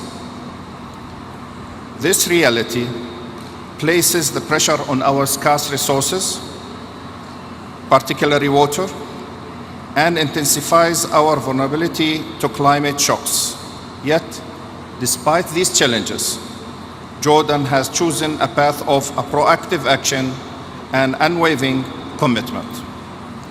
At COP27, His Majesty launched the Climate Refugees Nexus initiative, a call to link climate action with the realities of forced displacement of people.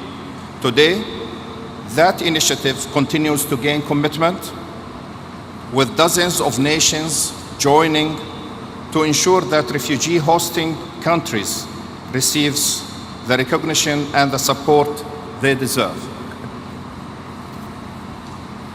Jordan continues to advance ambitious climate policies anchored in justice and resilience. We are expanding renewable energies, supplying more than a quarter of our electricity from solar and wind.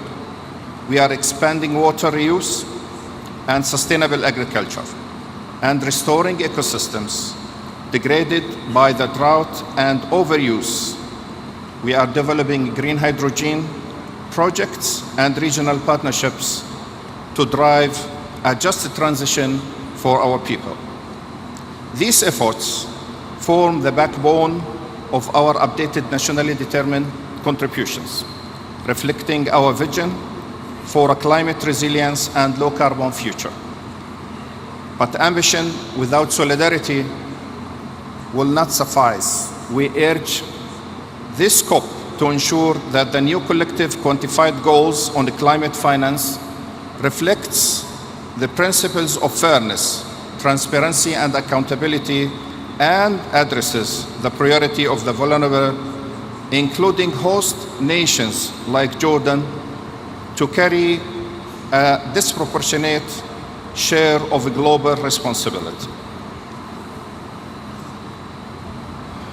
The displacement and environmental degradation demand a holistic, inclusive approach, one that unites our efforts for climate peace and humanity dignity.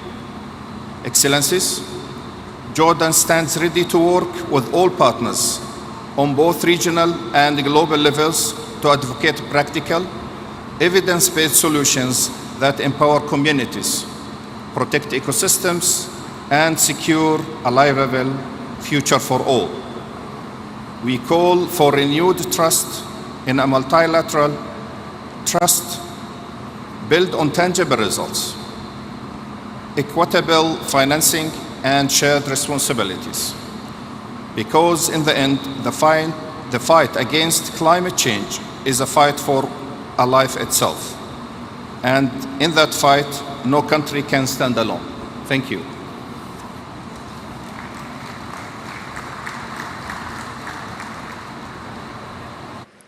Convidamos agora o ministro do Meio Ambiente e diretor da Agência de Proteção Ambiental da Libéria, Emmanuel Kingurei Yarki Paolo.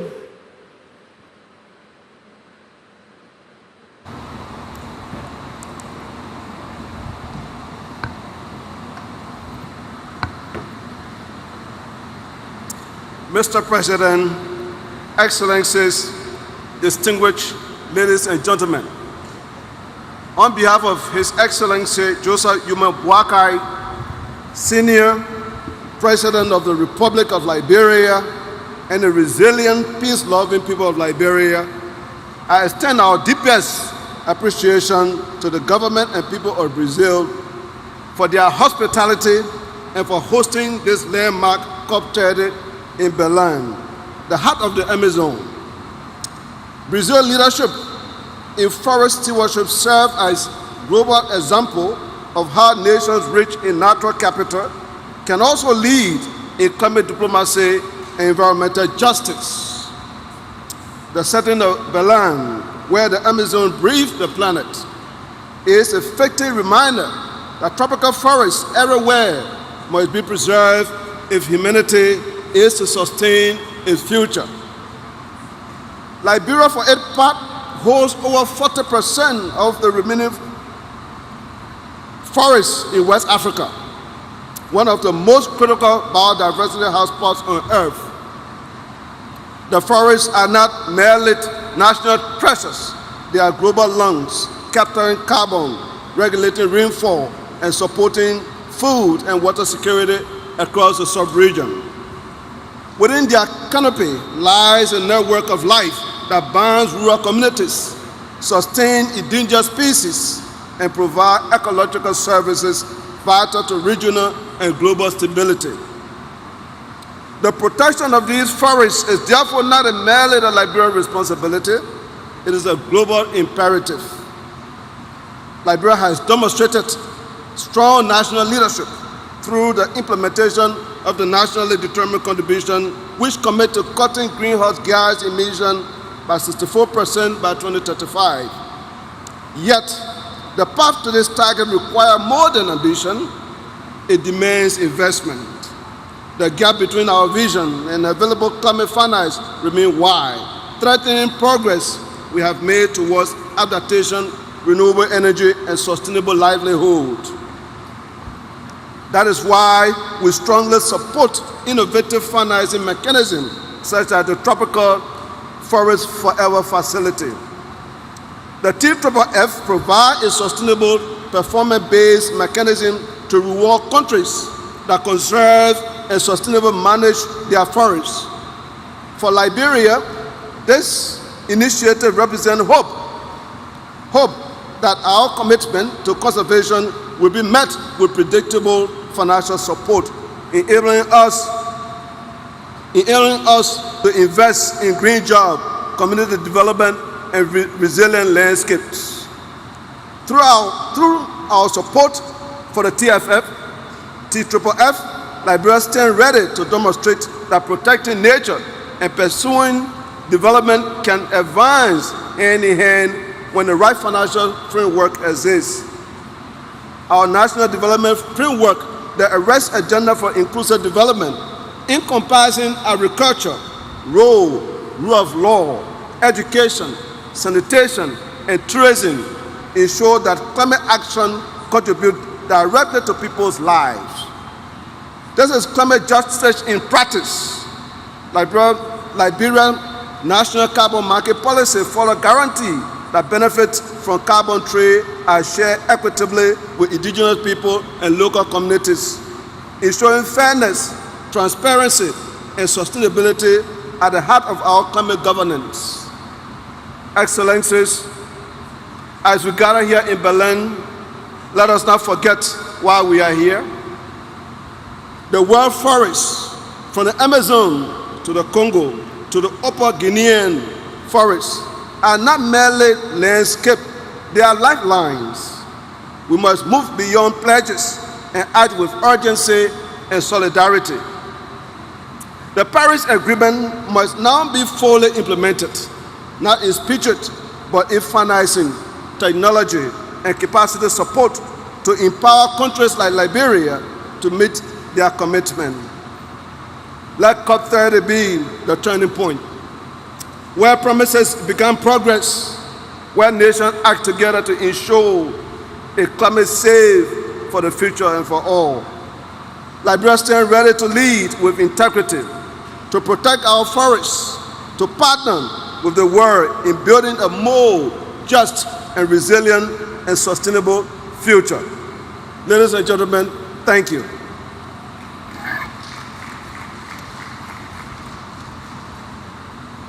Convidamos nesse momento o ministro do Meio Ambiente da Mauritânia, Messouda Barhan Mohamed.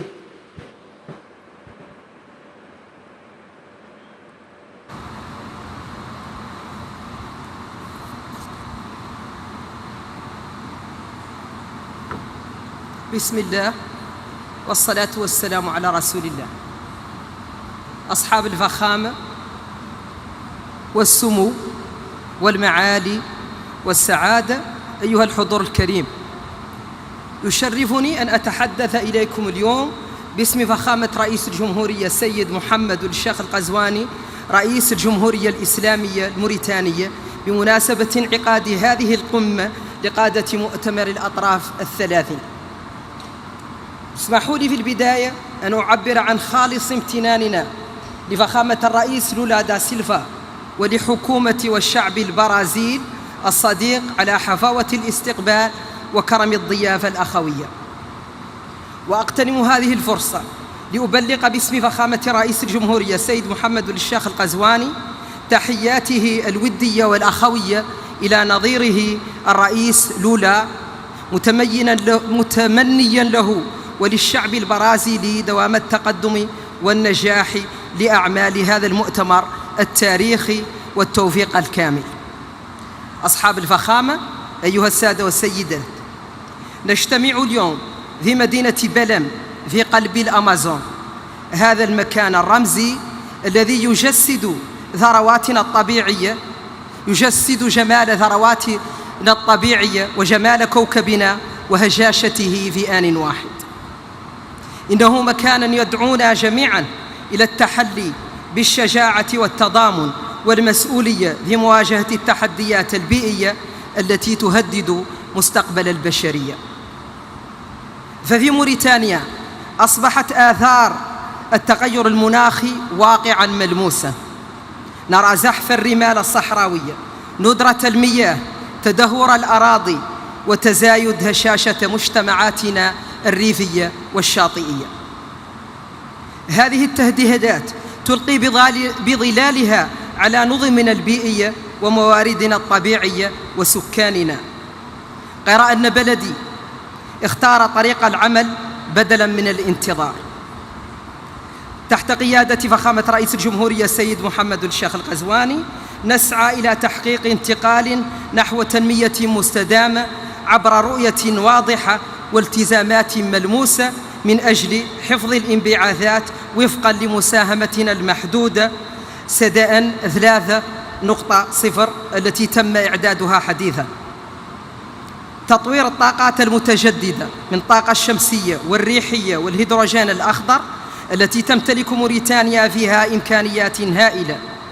كذلك حماية الأنظمة البيئية الطبيعية واستعادة المناطق الرطبة والساحلية، وتعزيز صمود المجتمعات الأكثر هشاشة في وجه التغيرات المناخية. إن هذه الجهود تنبع من رؤية أوسع قوامها بناء اقتصاد أخضر وشامل يشارك فيه كل مواطن موريتاني في حماية بيئتنا المشتركة وصون مستقبل أجيالنا. أصحاب الفخامة، أيها السادة والسيدات، لا يمكن لأي دولة أن تواجه أزمة المناخ بمفردها، فالدول النامية رغم مساهمتها المحدودة في الانبعاثات العالمية هي الأكثر تضرراً من آثار التغير المناخي.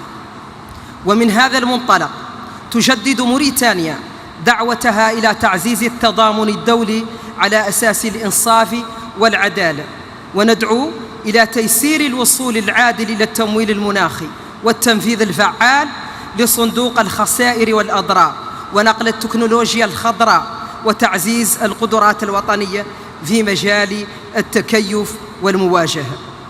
أصحاب الفخامة، أيها السادة والسيدات، لم يعد أمام العلم ترف للانتظار، فالعمل المناخي لم يعد خياراً، بل هو واجب أخلاقي ومسؤولية جماعية.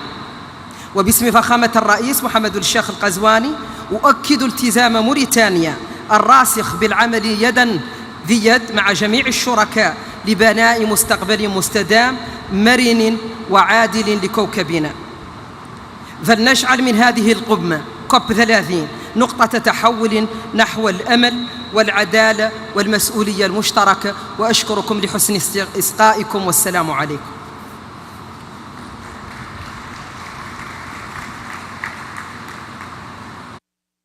Nesse momento, convidamos a ministra do Meio Ambiente do México, Alicia Isabel Adriana Bárcena Ibarra.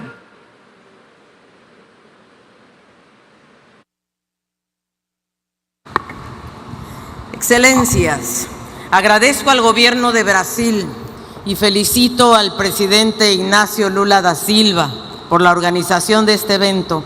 Gracias al ministro Mauro Vieira, gracias Andrea Correa del Lago, gracias Marina Silva. Devastadoras lluvias azotaron recientemente a México. 5 estados fueron gravemente afectados, cerca de 90 municipios incomunicados, más de 100,000 viviendas dañadas y 80 vidas perdidas. Una tragedia que trasciende fronteras y que nos recuerda con dolor, pero con claridad, que el cambio climático ya no es una advertencia, es una realidad que nos iguala como humanidad porque nos ha alcanzado a todos. La furia del clima no distingue territorio, ni ideología, ni estatus. Es una fuerza que golpea sin compasión y su verdad es simplemente incontestable.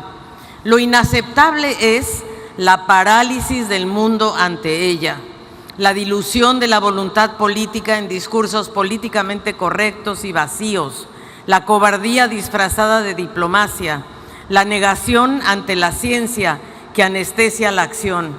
Pero sin embargo, en medio de esta tormenta, todavía encontramos un atisbo de esperanza.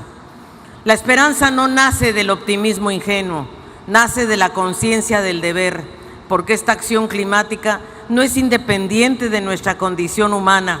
Es una responsabilidad que nos une como naciones y una convicción que nos define como generación. Su fuerza, su efectividad y su ambición está en nuestras manos, entre estas paredes, aquí y ahora. Aquí y ahora, en Belém, en esta 30ª Conferencia de las Naciones Unidas sobre Cambio Climático, convocada por la hermana República de Brasil, en esta COP de la verdad, la COP de América Latina y el Caribe, y me atrevo a decir la COP de la esperanza. Me honra representar a la presidenta Claudia Sheinbaum Pardo, primera presidenta mujer, y transmitirles su saludo fraterno. De su mano como científica y a 10 años del Acuerdo de París, México reafirma su compromiso inquebrantable con la Convención Marco de las Naciones Unidas sobre Cambio Climático. Nuestro liderazgo en este proceso tiene nombre, se llama la Tercera Contribución Determinada a Nivel Nacional 3.0, la NDC 3.0, una hoja de ruta integral para acelerar nuestra descarbonización y avanzar hacia un modelo de desarrollo más justo, más incluyente, más sostenible y más innovador. En materia regional, con espíritu de cooperación y solidaridad, México y Brasil convocamos a una reunión en agosto de este año, por primera vez a 22 países de América Latina y el Caribe, para construir una posición común hacia la COP30. La prioridad de esta región fue clara: adaptación y soluciones basadas en la naturaleza. Una de las estrategias ya efectivas en nuestra región, porque nuestra región es responsable tan solo de 11% de las emisiones globales de gases de efecto invernadero, y sin embargo es una de las más vulnerables y además es una de las que tiene la mayor biodiversidad, tanto marina como terrestre. Estimamos, por ejemplo, que tan solo con recuperar 10% de los 1.450 kilómetros cuadrados de manglares mexicanos, podríamos reducir cerca de 19 millones de toneladas de carbono equivalente, que representan el 3% de nuestras emisiones nacionales del año 2024. El 15% de nuestro territorio está ocupado por selvas tropicales y manglares. Por eso reafirmamos nuestro compromiso por formar parte de la novedosa iniciativa Bosques Tropicales para Siempre, TVBS. De hecho, recientemente, entre México, Guatemala y Belice, creamos la Gran Selva Maya, que contiene 5.7 millones de hectáreas de selva tropical y que une el Petén con la zona maya mexicana. En nuestra NDC, la meta de mitigación al 2035 se enmarca en una visión de largo plazo, una brújula que orienta nuestros esfuerzos para alcanzar emisiones netas cero a mediados del siglo. Por primera vez, México presenta sus metas en términos absolutos. Nos comprometemos a alcanzar un máximo de emisiones netas entre 364 y 404 millones de toneladas de carbono equivalente, de manera no condicionada. Esto representa una reducción de más de 50% con respecto al escenario tendencial. México también asume una meta condicionada para no rebasar entre 332 y 363 millones de toneladas de carbono equivalente. La NDC 3 es una ruta para una nueva forma de industrialización en México, que se llama Plan México y que incluye a sectores estratégicos como el transporte, la generación eléctrica, la industria, la agricultura y ganadería, los residuos, petróleo y gas y construcción. Estamos además muy comprometidos a potenciar la economía circular para resolver el tema de residuos y plásticos por lo menos y reducir las emisiones de metano. La adaptación es uno de los principales elementos que contempla el Plan México, reforzando prevención, seguridad alimentaria y energética, conservación de biodiversidad, agua y protección de la infraestructura crítica. Tratamos el cambio climático como seguridad nacional. Ese será uno de los temas que estarán incluidos en la primera Política Nacional de Adaptación que se publicará en 2026. México está convencido de la importancia de las soluciones basadas en la naturaleza y que la compensación por mitigación con la naturaleza es una forma de alcanzar las metas de la NDC 2 y de la NDC 3. México está convencido además, con gran conciencia, que los impactos que sufrimos por las lluvias, sequías y los huracanes debemos entonces incorporar un componente de pérdidas y daños y otro dedicado a medios de implementación para garantizar recursos, la tecnología y las capacidades. Incluimos además un componente transversal que integra la perspectiva de género, derechos humanos, transición justa y la equidad intergeneracional. Reconoce a los pueblos indígenas, a los afromexicanos y mexicanas, a mujeres, infancias y jóvenes como víctimas por su alta vulnerabilidad al cambio climático, pero también como protagonistas para esta transformación. En resumen, la NDC 3.0 se estructura en 5 pilares: mitigación, adaptación, pérdidas y daños, medios de implementación, condiciones habilitadoras y temas transversales. Así, México contribuye al combate global al cambio climático con profundo sentido de responsabilidad, con ambición y con visión de Estado. Esta NDC 3.0 no es un documento solamente, es una hoja de ruta de toda una nación hacia el futuro que merecemos. Se construyó mediante un proceso muy participativo y deliberativo conforme al Acuerdo de Escazú y se basa en la mejor ciencia disponible. Enfatizamos también la importancia de fortalecer las sinergias entre la COP de biodiversidad y la de cambio climático y desertificación.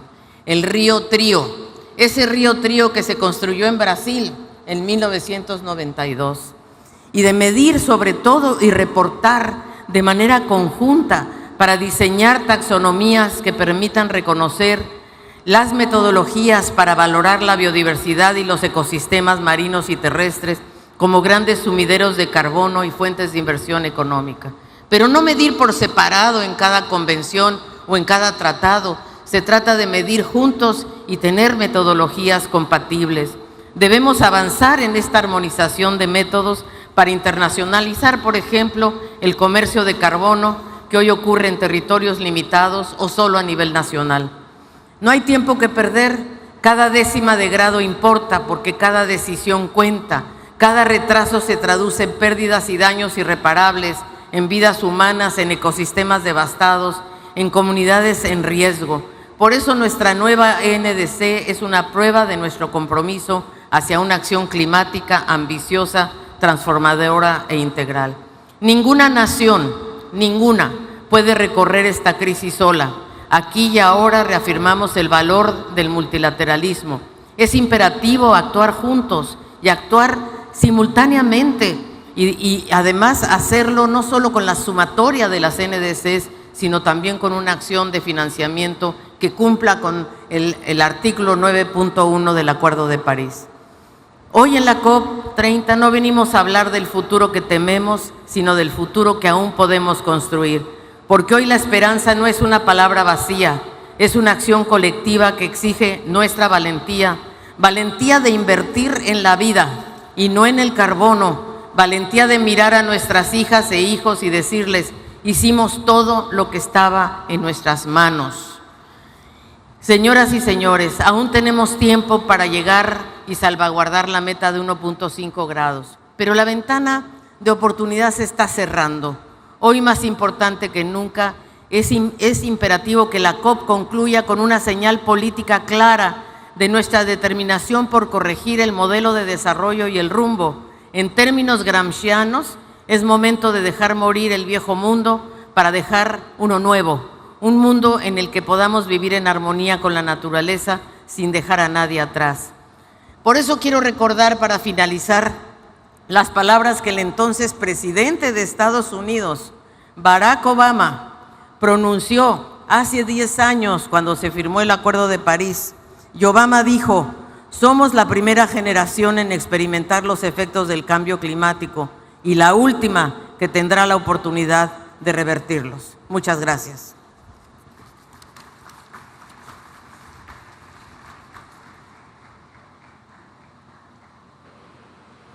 Neste momento, convidamos para a manifestação o representante de Mianmar, ministro dos Recursos Naturais e Conservação Ambiental, Kim Maung-hee.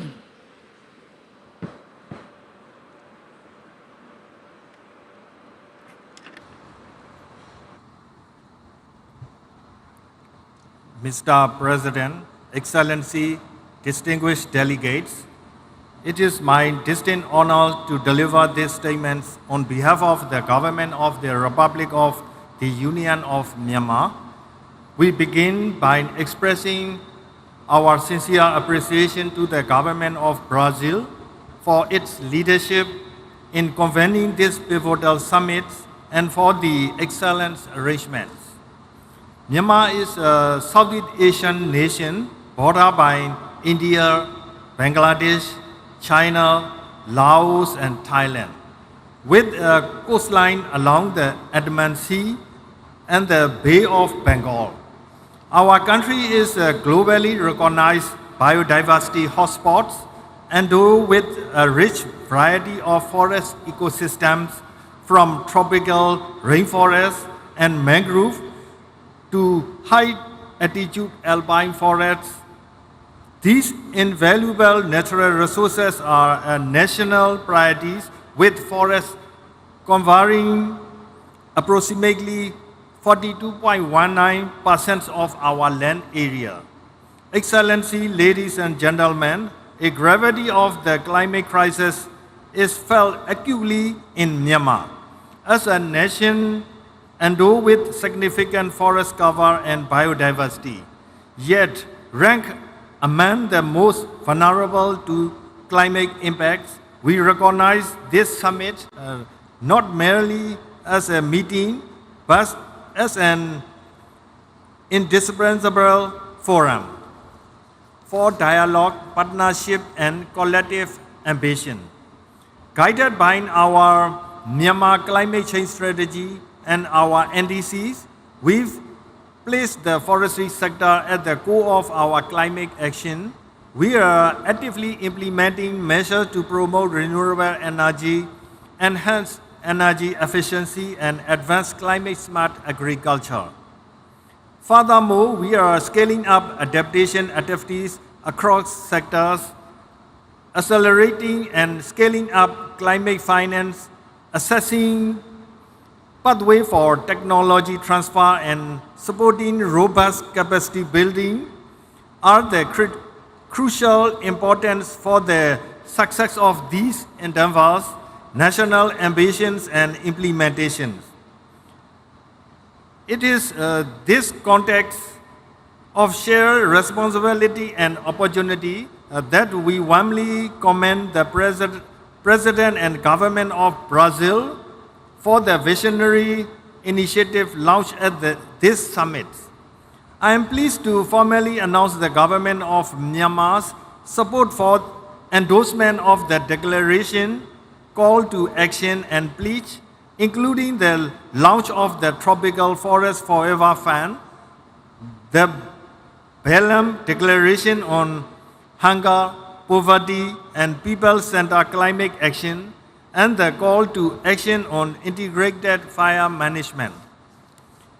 To conclude, climate change mitigation is a global issue that concerns all people on Earth, and it requires everyone to be involved, leaving no one behind. All human beings are on Earth must participate in the efforts.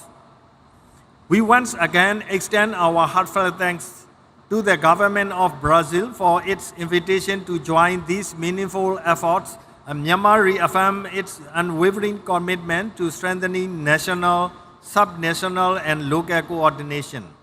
We will continue to work in closely partnership with the international community to realize our vision of a sustainable, inclusive, and climate-resilient future for generations to come.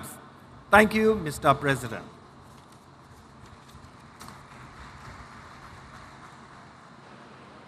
Convidamos agora o ministro do Meio Ambiente de Omã, Abdullah Ali Al-Anhi.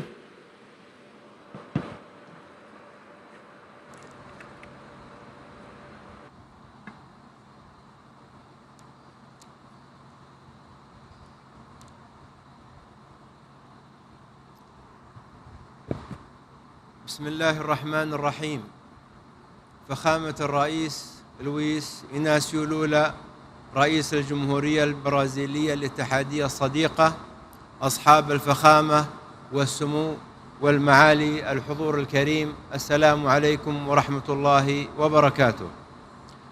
يشرفني بداية أن أنقل لكم تحايا جلالة السلطان هيثم بن طارق المعظم سلطان عمان حفظه الله ورعاه، وخالص تمنياته لأعمال هذه القمة بالتوفيق والنجاح. كما يطيب لي أن أتوجه بخالص الشكر والامتنان لجمهورية البرازيل الاتحادية الصديقة حكومة وشعبا على حسن الاستقبال ورقي التنظيم لمؤتمر الأطراف الثلاثين. كما أود التعبير عن بالغ التقدير للأمانة التنفيذية للأمم المتحدة بشأن تغير المناخ على جهودها الكبيرة في توجيه العمل المناخي العالمي نحو التنفيذ. أيها الحضور الكريم، نجتمع اليوم على ضفاف الأمازون رئة الكوكب وشريانه. يحيطنا قلق كبير من تأثير التغير المناخي على النظام البيئي برمته، وبالنتيجة على الحضارة البشرية. وإن ما يشهده الكوكب من ظواهر ارتفاع درجات الحرارة وذوبان الجليد وفقدان التنوع الحيوي وحرائق الغابات لم تترك مجالا للشك من أن التغير المناخي حقيقة لا يمكن تجاهلها، الأمر الذي يضعنا جميعا أمام مسؤوليات وطنية وعالمية لتسريع وتيرة العمل المناخي وتضافر الجهود، خاصة بعد مخرجات التقرير التجميعي للمساهمات المحددة وطنيا الصادر بنهاية أكتوبر الماضي، والذي أظهرت نتائجه بأن العمل المناخي لا يزال دون طموح. أيها الحضور الكريم، إن وراء هذا الأداء المتواضع عدة تحديات رئيسية، أهمها الحوكمة العتيقة لمؤسسات النظام البيئي العالمية والإجراءات البطيئة والمعقدة لمنظومات التمويل، إذ أن العالم قد أصبح مشتتا بين القمم والمؤتمرات البيئية والمناخية، وأصبح منغمسا في إعداد التقارير الفنية العديدة، وكل ذلك على حساب الوقت والجهد والموارد، وبالنتيجة على حساب التنفيذ. وعلى الضفة الأخرى فإن تعهدات التمويل كثيرة جدا والمتحقق منها قليل، بل وأن المتحقق منها لا تتمكن الدول المستحقة من الوصول إليه، وإن وصلت تصل بعد جهد وعناء، وهذا أمر طبيعي في ظل غياب المعايير وضبابية الإجراءات. أيها الحضور الكريم، طالما النظام البيئي للكوكب نظام واحد لا يتجزأ، وطالما الاتفاقيات البيئية الثلاثة التي أقرت هنا في البرازيل تعالج قضية واحدة وهي قضية النظام البيئي، فمن الضروري مراجعة المنظومة المؤسسية البيئية العالمية التي نعمل من خلالها، والتي تدير ملفات الحاضر والمستقبل بحوكمة الماضي، مما أدى إلى تشتت الجهود وبطء الإجراءات. فالحوكمة المؤسسية الكفءة هي الأساس في نجاح منظومات العمل وتوحيد الجهود ومجابهة التحديات. أيها الحضور الكريم، إن بلدي سلطنة عمان يمضي بثبات وإصرار نحو تحقيق أهدافه البيئية والمناخية، إيمانا منه بأن التحول المناخي ليس عبئا بل فرصة اقتصادية وتنموية كبرى، إذ أن الاستثمارات في الطاقة النظيفة والبنية التحتية المستدامة والذكاء المناخي قد أصبحت محركات النمو في القرن ال21، ولذا فقد وضعت رؤيتنا الوطنية عمان 2040 متطلبات الاتفاقيات البيئية الثلاثة كأجندة وطنية رئيسية، ومضت قدما في تطبيق الاستراتيجية الوطنية للحياد الصفري وتفعيل السجل الوطني للكربون وتطوير سياسات المادة 6 من اتفاق باريس. كما تعمل سلطنة عمان على تنفيذ العديد من مشاريع التكيف مع التغيرات المناخية، ومنها نظام الإنذار المبكر ومنظومات الحماية من الفيضانات وتشييد المدن المرنة والمستدامة، إضافة إلى التوسع في تبني الحلول القائمة على الطبيعة. ومن هذا المنطلق تؤكد سلطنة عمان على أن التنمية والاستدامة مساران متكاملان لا متعارضان، وأن تحقيق انتقال عادل ومنصف هو طريق لضمان مستقبل آمن واقتصاد مزدهر ومستدام، وأن صون البيئة هو الاستثمار الأمثل في مستقبل الأجيال القادمة والركيزة الحقيقية لرفاه الشعوب. شكرا لكم والسلام عليكم ورحمة الله وبركاته.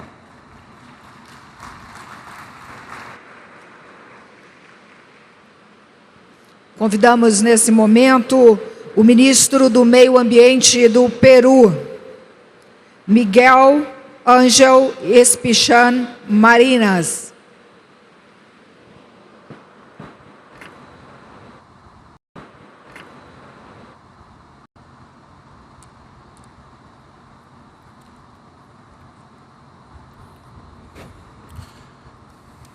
Señor Presidente de la República Federativa de Brasil, Excelencias, distinguidos jefes de delegación, ministras y ministros, traigo el saludo de nuestro presidente José Gerí Oré.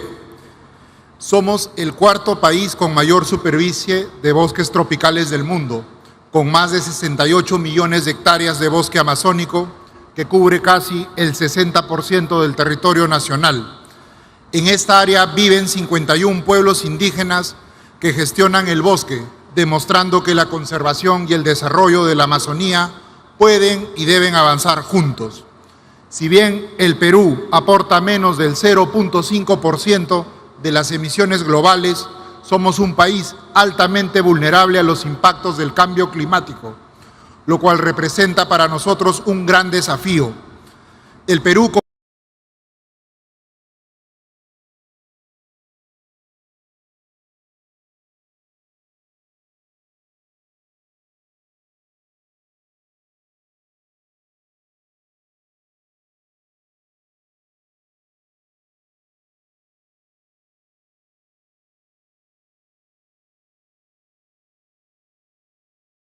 un monto total de más de 30 millones de dólares.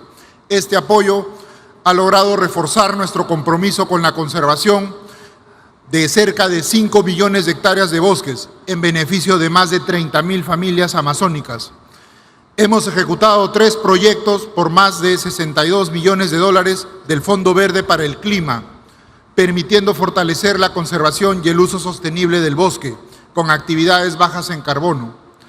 Trabajamos con varios socios y lo hacemos porque creemos y tenemos una firme convicción en el multilateralismo y en la cooperación internacional.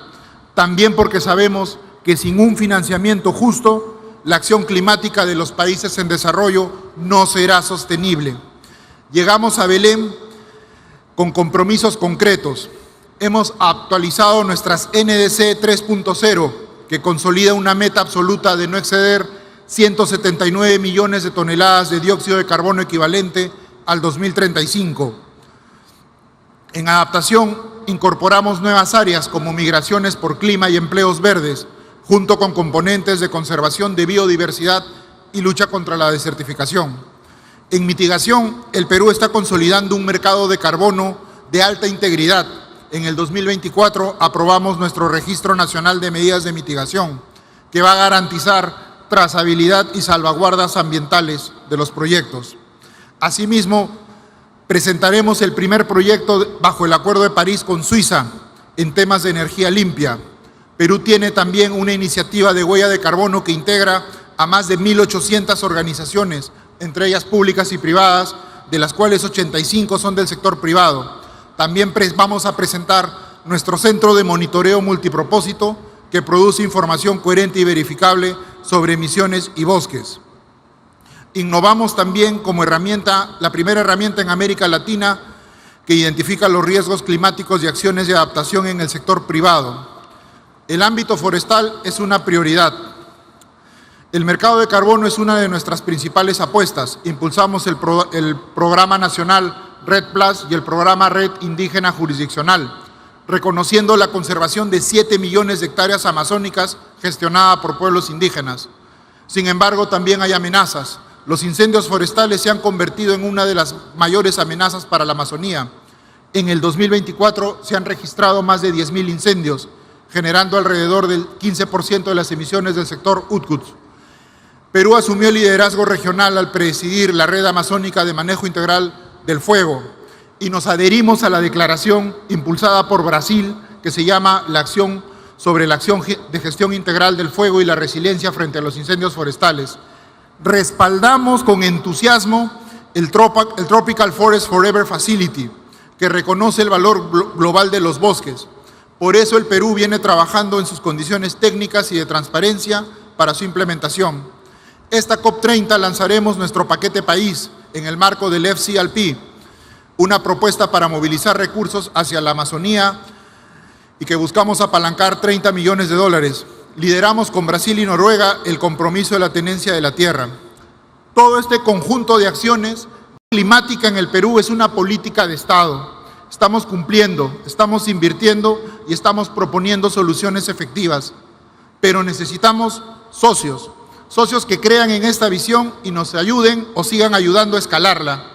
Invertir en el Perú es invertir en la Amazonía, en su biodiversidad de ecosistemas, de especies y de genes, y sin duda en la estabilidad climática del planeta. Muchas gracias.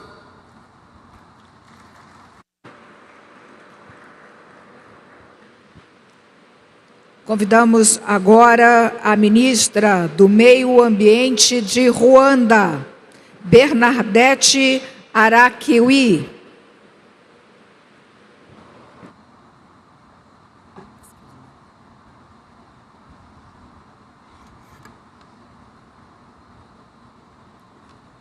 His Excellency, President Luiz Inácio Lula da Silva, distinguished heads of states and government, Your Excellencies, esteemed delegates, fellow leaders. I take this moment to convey greetings from His Excellency Paul Kagame, the President of Rwanda, whom I have the honor of representing at this summit. And we express our gratitude to the Federative Republic of Brazil and the State of Para for a warm hospitality. Ladies and gentlemen, Rwanda arrives in Belém with both resolve and hope. We commend Brazil for centering COP30 on implementation, inclusion, and forests, and these are principles that mirror our own journey of turning vulnerability to action. In May 2023, devastating floods across Rwanda claimed more than 130 lives and resulted in almost $200 million in damage, all in just 24 hours. Sadly, this was not an isolated tragedy, but another example of how much damage can be done in one single climatic event. However, Rwanda refuses to be defined solely by its vulnerability. Our climate action is coupled with economic empowerment while also placing women, youth, and children at the forefront. Through our landscape restoration initiatives, Rwanda is on its way to restoring 2 million hectares of degraded land, transforming barren hills into thriving forests and farmlands. Our forest cover has also grown to 30%, a testament to our commitment to restoring ecosystems. In Kigali, we are restoring 5 major wetlands into natural flood buffers to protect our capital while creating green spaces for the city's residents and visitors to enjoy.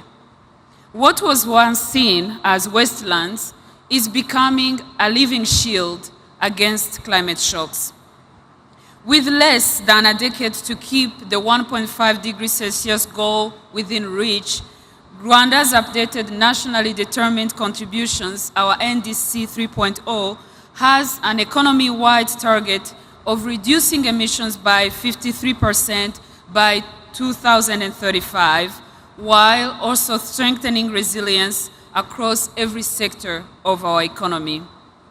Through this ambition, we aim to demonstrate that climate action and economic development are not opposing forces, but rather mutually reinforcing imperatives. As we move from Baku to Belém, Rwanda looks forward to agreeing on a clear roadmap to deliver the $3 billion annual commitment agreed up at Cop29, while charting a path towards the more realistic goal of at least $1.3 trillion per year by 2030. Rwanda advocates for accessible, predictable, and equitable climate finance, as well as a loss and damage fund that meets the needs of the most vulnerable. Capacity building and technology transfer that empowers domestic climate action must also be prioritized. Rwanda will continue to work with partners to ensure the global goal on adaptation achieves its potential through indicators that measure both adaptation progress and the adequacy of adaptation finance. We commend Brazil for placing forests at the core as carbon sinks, but as living ecosystems that sustain biodiversity, livelihoods, and climate resilience. And yesterday's launch of the Tropical Forest Forever facility offers a transformative model for rewarding conservation at scale. Rwanda also supports Brazil's call for COP30 to be a moment to deliver real action and for all parties to submit enhanced NDCs that are aligned with the 1.5 degrees Celsius target. Your Excellencies, the choice before us is clear. We can continue with incremental progress while the planet burns, or we can rise to meet the scale of this crisis. The fossil fuel era is drawing to a close. We must now ensure the transition is just, inclusive, and equitable. Rwanda's message is clear. Climate vulnerability must not dictate our future. Ambitious climate actions grounded in restoration, inclusion, and green growth is not only possible, but essential for all nations. And the world must match such ambition with finance that is accessible, predictable, and just.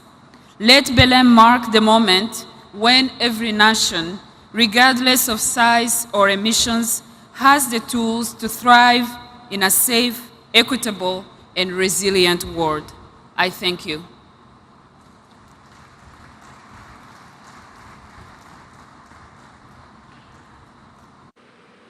Nesse momento, convidamos para a manifestação o representante de São Tomé e Príncipe, ministra dos Negócios Estrangeiros, Cooperação e Comunidade, Ilza Maria dos Santos Amado Vaz.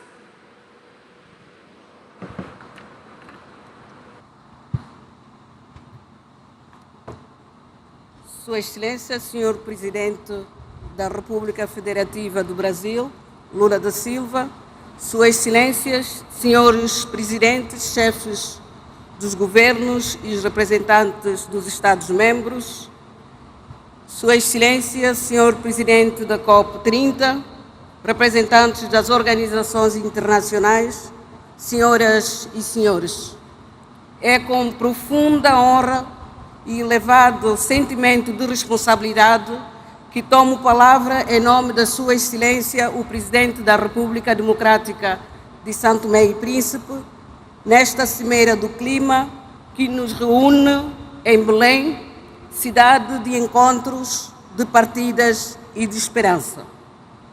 Permitam-me, antes de mais, transmitir as fraternas saudações da Sua Excelência, Sr. Presidente da República Carlos Villanova, e expressar o nosso reconhecimento pela organização deste importante evento, no momento em que o mundo enfrenta, de forma cada vez mais evidente, os efeitos reais das mudanças climáticas. Hoje, Belém volta a ser o ponto de partida não para novas descobertas geográficas, mas para um novo pacto com o planeta. A humanidade chegou a um momento em que já não basta compreender a crise climática, É preciso agir com urgência, convicção, justiça e solidariedade. As alterações climáticas não conhecem fronteiras, mas atingem-nos de forma desigual. Os pequenos estados insulares, como São Tomé e Príncipe, enfrentam vulnerabilidades multidimensionais, agravadas pelas mudanças climáticas. A subida do nível do mar, a erosão costeira, os fenômenos meteorológicos extremos, as inundações, a destruição de infraestruturas básicas e a insegurança alimentar são realidades que afetam gravemente as nossas populações, comprometendo o desenvolvimento sustentável e o futuro das próximas gerações. O que para alguns é projeção científica, para nós é vida cotidiana. Mas São Tomé e Príncipe recusa o papel de vítima. Somos uma nação resiliente que acredita que a vulnerabilidade pode transformar-se em força, com cooperação, parcerias, inovação, vontade política global e investimentos. Excelências, perante os desafios, São Tomé e Príncipe assumiu, desde 2015, um compromisso firme no quadro do Acordo de Paris e, em 2021, reforçou as suas ambições com a submissão da NDC 2. Tornamo-nos o primeiro país do mundo reconhecido integralmente pela Unesco como Reserva Mundial da Biosfera, um marco que honra o nosso património natural e reforça a nossa responsabilidade de proteger o equilíbrio entre o ser humano e a natureza. Estamos a implementar o Plano Nacional de Adaptação às Alterações Climáticas, centrado na gestão sustentável das zonas costeiras, nas energias renováveis, na proteção das florestas e na educação ambiental. A nossa visão é clara: crescer sem destruir e prosperar sem comprometer o futuro. Excelências, nenhum país pode enfrentar sozinho uma crise global. A justiça climática exige reconhecer que quem menos contribui é quem mais sofre. São Tomé e Príncipe junta a sua voz à dos pequenos estados insulares para pedir compromissos efetivos de financiamento para adaptação e mitigação. É essencial que os mecanismos como o Fundo Verde para o Clima e o Fundo de Perdas e Danos sejam plenamente operacionalizados e acessíveis aos países mais vulneráveis. Não pedimos caridade, pedimos parceria justa e solidária. Senhoras e senhores, o mar molda a nossa identidade e o nosso destino. Com uma vasta zona econômica exclusiva, o oceano é a nossa principal fonte de vida. Defendemos uma governação sustentável dos mares, baseada na ciência, conservação e uso racional dos recursos. Reforçamos também a cooperação com os países irmãos da comunidade dos países da língua portuguesa em programas sobre a biodiversidade marinha, transição energética, pesca sustentável e resistência costeira. A língua portuguesa é, assim, um elo de ação climática e compromisso partilhado.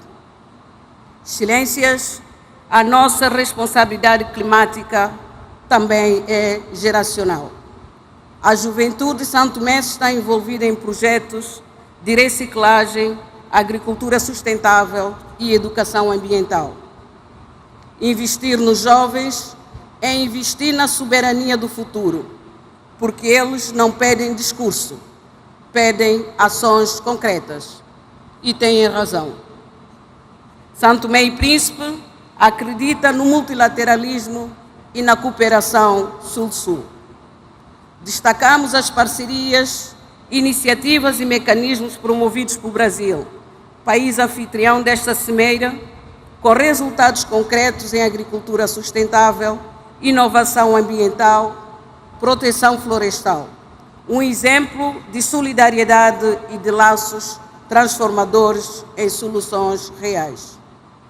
Belém foi ponto de partida de grandes viagens.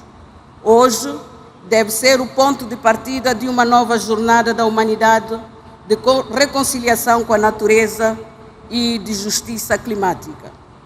O que está em causa não é apenas o ambiente, é a dignidade humana, o direito a existir com segurança e esperança. Senhoras e senhores, que façamos do combate às alterações climáticas um território de união, que façamos da palavra compromisso um verbo de ação no presente. Implementamos. São Tomé e Príncipe reafirma com convicção o compromisso com o Acordo de Paris e com os Objetivos de Desenvolvimento Sustentável. Muito obrigada.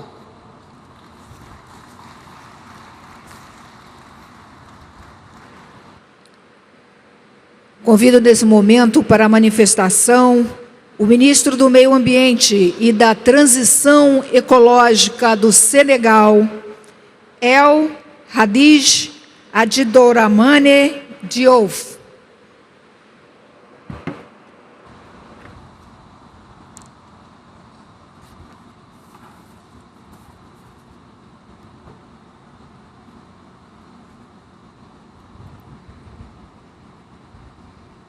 Monsieur le Président de la République fédérative du Brésil, Mesdames et Messieurs les chefs d'État et de gouvernement, Mesdames et Messieurs les ministres, Monsieur le Secrétaire général des Nations Unies, Monsieur le Président de la Conférence des partis, Monsieur le Secrétaire exécutif de la Convention cadre des Nations Unies sur les changements climatiques, Mesdames et Messieurs, Excellences, Monsieur le Président de la République fédérative du Brésil, Monsieur Luiz Ignacio Lula da Silva, je voudrais tout d'abord vous transmettre les salutations amicales de son Excellence, Monsieur Bassirou Diomaye Diakhar Faye, Président de la République du Sénégal.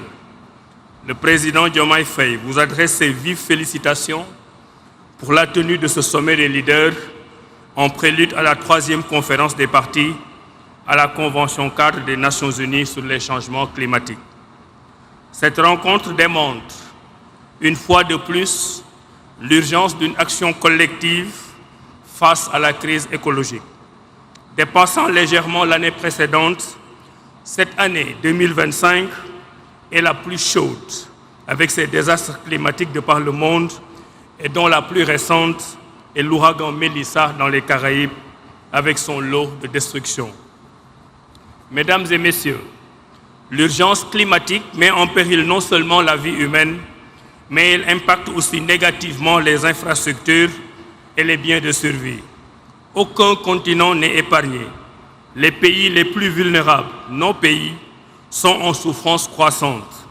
Notre responsabilité à tous est donc fortement engagée et la COP30 doit être l'occasion d'inverser la tendance et de renforcer les efforts mondiaux de réduction significative d'émissions de gaz à effet de serre. Nous devons, par notre solidarité commune, construire cette trajectoire globale de neutralité carbone d'ici 2050, car chaque dixième de degré compte afin de limiter la hausse de température à 1,5 degré Celsius. Mesdames et Messieurs, à l'instar des autres pays, le Sénégal est également touché par les changements climatiques, exposant ainsi la vulnérabilité de nos populations. En plus d'être un enjeu environnemental, le changement climatique constitue également un risque économique pour nos pays. Bien souvent contraints de s'endetter pour y faire face, alors qu'ils sont très peu émetteurs de gaz à effet de serre. C'est pourquoi la question du financement de la crise climatique et d'une transition écologique juste et équitable mérite d'être au cœur des échanges ici à Belém. Le Sénégal, à l'image d'autres pays africains, entend pleinement jouer sa partition en élaborant et en mettant en œuvre sa contribution déterminée au niveau national.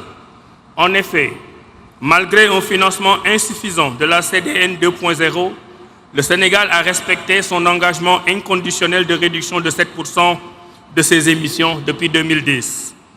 Plus de 4,5 milliards de dollars américains ont été investis dans 300 projets, à la fois d'atténuation et d'adaptation, et cela avec 40% du budget national.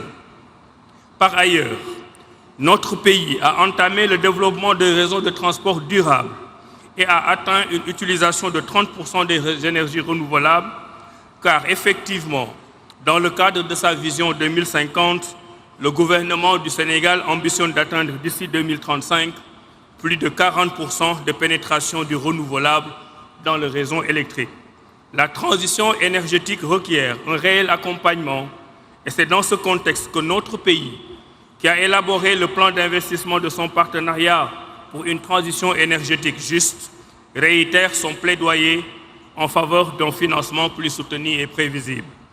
Mesdames et messieurs, le Sénégal s'est résolument engagé dans la lutte contre la déforestation et la dégradation des terres, notamment dans le cadre du programme de la Grande Muraille Verte, sans omettre la lutte contre le trafic illicite de bois.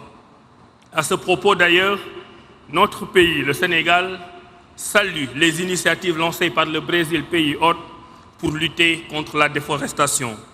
Je voudrais ainsi réaffirmer l'engagement du Sénégal en faveur de la Convention cadre et de l'accord de Paris. Je voudrais aussi confirmer ici l'élaboration par notre pays de la 3e génération de notre contribution déterminée au niveau national. Et je voudrais enfin réaffirmer ici l'élaboration de notre stratégie à long terme à l'horizon 2050.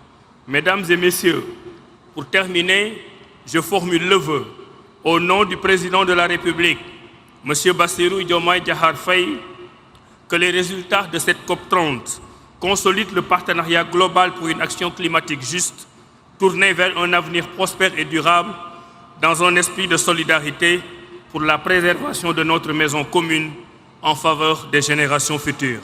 Je vous remercie de votre aimable attention.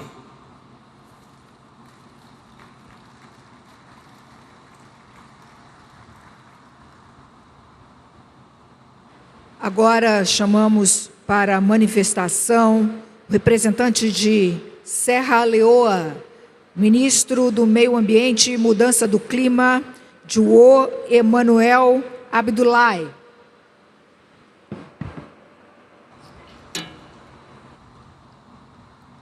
Thank you very much. Excellencies, distinguished leaders and delegates, ladies and gentlemen, I bring you warm greetings from President Julius Maada Bio, the government and people of the Republic of Sierra Leone, a small but determined nation in the Upper Guinean forests of West Africa, committed to confronting the global climate crisis. We gather here in Belém not merely to deliberate, but to decide the future of our planet. For many of our people, climate change is not an abstract concept. It is an everyday reality that threatens lives, livelihoods, and our path to sustainable development. In Sierra Leone, we have witnessed the destructive power of climate change. Severe floods and landslides have taken lives and displaced families.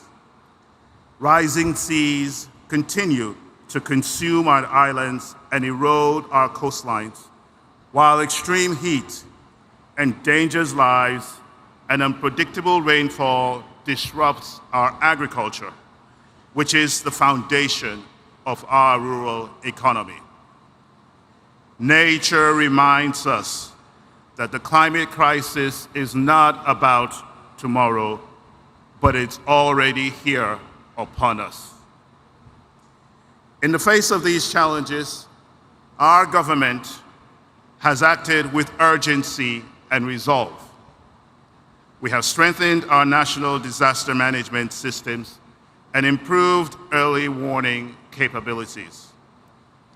Beyond immediate response, we are building long-term resilience by restoring degraded ecosystems, investing in climate-smart agriculture, and empowering local economies to adapt and thrive in a changing climate. Sierra Leone has also made significant progress in advancing our climate governance framework, and we aim to enact a new climate legislation in the first quarter of 2026. Our third generation national determined contribution articulates our ambition to reduce emissions, strengthen adaptation, and protect our people from the worst impacts of climate change. These commitments are being translated into real action, promoting renewable energy to power rural homes and schools, restoring mangrove forests and protecting our coast, and mainstreaming climate-smart practices into agriculture and water management. By 2030, we aim to cut our socioeconomic vulnerability index by half. This is a measurable target, supported by actions across agriculture, water, coastal protection, health, and disaster management. We have designed this effort to be inclusive. Gender equality, youth leadership, and community participation are built into every step. We are showing that adaptation is not separate from development, but essential to it. That every farm restored, every coastline protected, and every child kept in schools strengthens our resilience and advances our shared prosperity. We recognize that climate change affects every sector of our society. That is why we have taken deliberate steps to mainstream climate action into our national planning and budgeting systems. Climate action is no longer a side issue. It is now a central pillar in Sierra Leone's national development agenda. While our efforts are strong, they are not sufficient on their own. The fight against climate change demands collective and global response. Science tells us that to keep the planet safe, we must limit global warming to 1.5 degrees Celsius.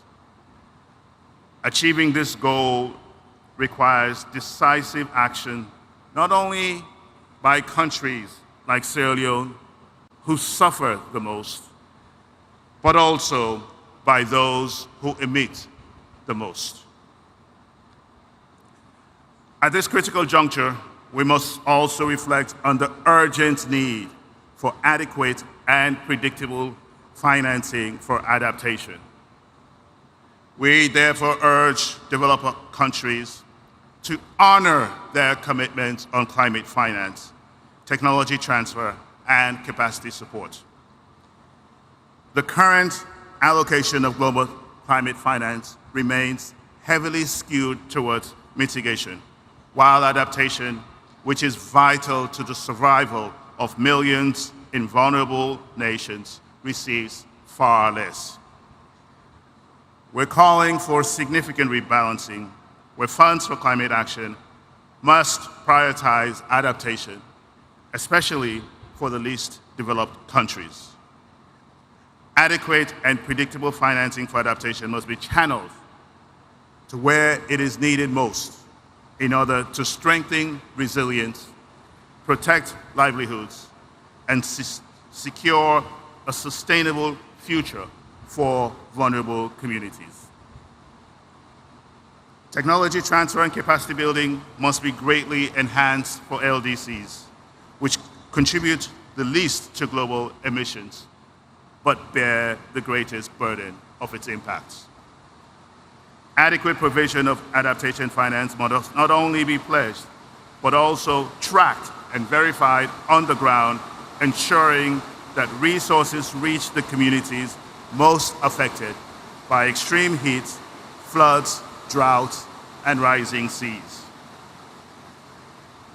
The climate negotiations must remain guided by science, equity, and justice, giving voice to those whose lives and futures are most at risk. At this defining moment, I urge all leaders to move from promises to performance. Let COP30 be remembered as the summit where ambition met action, where the world agreed not only to reduce emissions, but also to invest in resilience and adaptation for all. Sierra Leone stands ready to contribute, ready to partner, ready to lead by example. Together, let us secure a future of resilience, justice, and opportunity for ourselves and for generations on board. I thank you.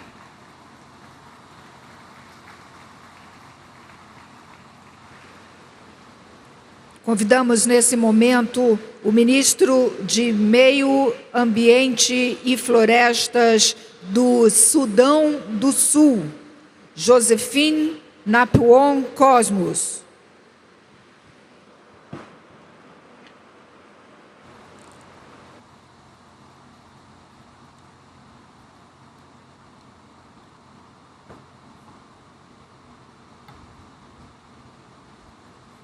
Mr. President, Excellencies, distinguished delegates, ladies and gentlemen, I bring you warm greetings and best wishes from His Excellency Salva Kiir Mayardit, the President of the Republic of South Sudan, the government and the people of South Sudan, and a message of peace, unity, development, and unwavering commitment to the global climate partnership. Once again, I convey our gratitude to the government and the people of Brazil for hosting COP30 in this beautiful city of Belém and for the warm hospitality accorded to my delegation. I extend our solidarity to all nations gathered here in the shared endeavor of protecting our common home. The climate crisis in South Sudan is worsening. Over recent years, our people have endured recurring floods, heat waves, droughts, and irregular rainfall patterns. These climate extremes are compounding the effects of conflict and fragility. Excellencies, we gather at this difficult time for the planet. As the United Nations Secretary General has warned in the lead up to this summit, humanity is on the brink of overshooting the 1.5 degrees Celsius threshold, and in Secretary General's recent intervention, he has said plainly that we are failing to avoid an overshoot with devastating consequences for the most vulnerable. This is not an abstract projection for South Sudan. It is already our lived reality. We therefore urge all parties to treat the clarion call and the Secretary General's warning as a moral and political summons to act with agency and equity. COP29 produced a historic political outcome on finance by setting a new collective quantified goal, which explicitly calls for mobilizing at least USD 300 billion per year for developing countries by 2035. Further urges the international community to work towards mobilizing up to USD 1.3 billion per year by 2035.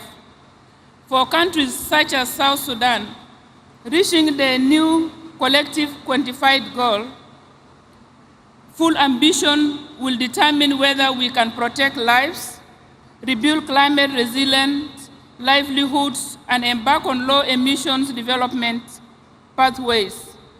We therefore call all developed countries to deliver on the new collective quantified goal. South Sudan welcomes progress towards a dedicated global loss and damage mechanism. However, The fund remains critically undercapitalized relative to needs. We call for rapid, predictable, and adequate capitalization of the loss and damage fund. The fund must be able to issue calls and disperse at scale so that countries like South Sudan can rebuild lives, restore livelihoods, and safeguard essential services after disasters. South Sudan's pathway to resilience depends on urgent, sustained technology transfer and capacity building. We ask developed countries, multilateral development banks, and private actors to scale up capacity building and technology transfer and remove barriers to access finance. Excellencies, the operationalization of Article 6 offers new opportunities to mobilize finance while delivering real emissions reductions. But Article 6 mechanisms must be governed by integrity, transparency, and fairness. We urge parties to support inclusive rules and capacity support so that least developed and fragile states can participate meaningfully in Article 6 markets on fair terms.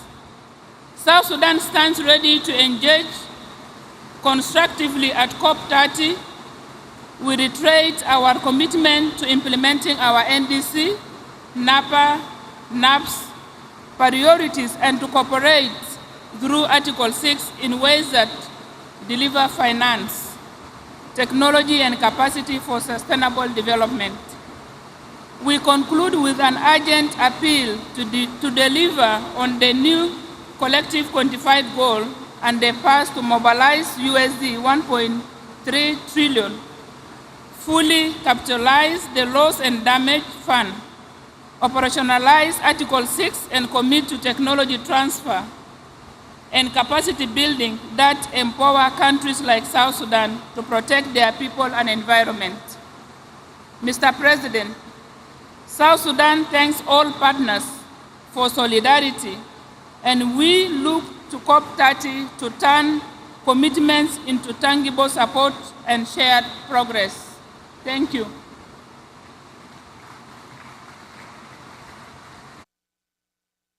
Convidamos agora representante do Tajiquistão, o senhor ministro do Meio Ambiente, Bahadur Sheralizouda.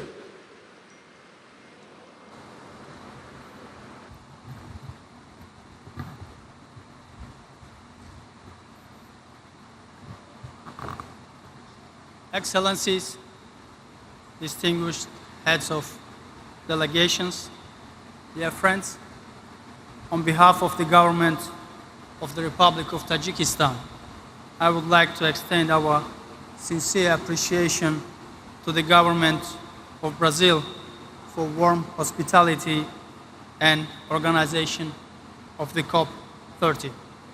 We commend Brazil's leadership in hosting this important global gathering here in Belém, a city that symbolizes both the richness and the fragility of our planet's ecosystem. Excellencies, climate change is no longer a distant concern. It is a present and escalating crisis that threatens the very foundation of life on Earth. Its devastating consequences, rising temperatures, melting glaciers, desertification, and the loss of biodiversity are affecting every community. The most vulnerable, who have contributed least to global emissions, continue to suffer the most. For Tajikistan, a mountainous and landlocked country located in the heart of Central Asia, climate change poses a particular grave threat to our water resources and to the livelihoods of our people. Our glaciers, which serve as a primary source of fresh water for the entire Central Asian region, are retreating at an alarming rate. Over the past several decades, we have lost more than 1/3 of our glacier area, a trend that endangers regional water issues, agriculture, energy production, and ecosystems across our shared basins. At the same time, Tajikistan's vast water resources hold enormous potential for clean and renewable hydropower generation. With over 60% of Central Asia's water resource and significant untapped hydropower potential, Tajikistan is well positioned to become a key producer and exporter of green energy. The development of renewable energy potential, particularly hydropower, serves as a main instrument to achieve our national climate ambitions and commitments under the Paris Agreement, while contributing to a low-carbon future for our neighboring countries by increasing the share of green energy in their economies. Excellencies, recognizing the urgency of preserving glaciers and protecting mountain ecosystems, the government of Tajikistan hosted the first international high-level conference on glacier preservation in Dushanbe earlier this year.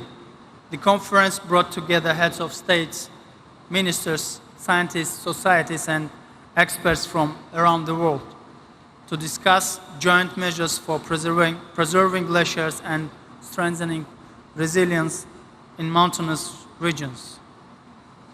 Distinguished delegates, in recognition of Tajikistan's long-standing global advocacy for water and climate issues, the United Nations General Assembly has declared 2025 as the International Year of Glaciers Preservation. One of the most significant elements of this resolution is the establishment of a trust fund for glacier preservation under the management of the United Nations. Tajikistan made its initial financial contribution to this trust fund, demonstrating our commitment to collective global action. We take this opportunity to invite all UN member states, international and financial organizations, and other partners to make financial contributions to this fund and support global initiatives dedicated to glacier research, monitoring, and preservation. Furthermore, Tajikistan, together with France, has co-initiated United Nations Decade of Action for Cryospheric Sciences, aimed at enhancing global understanding and cooperation in cryospheric research and policy. We invite all countries, research institutions, and development partners to contribute to its successful implementation. Excellencies, as we meet here in Belém at a decisive moment for our planet,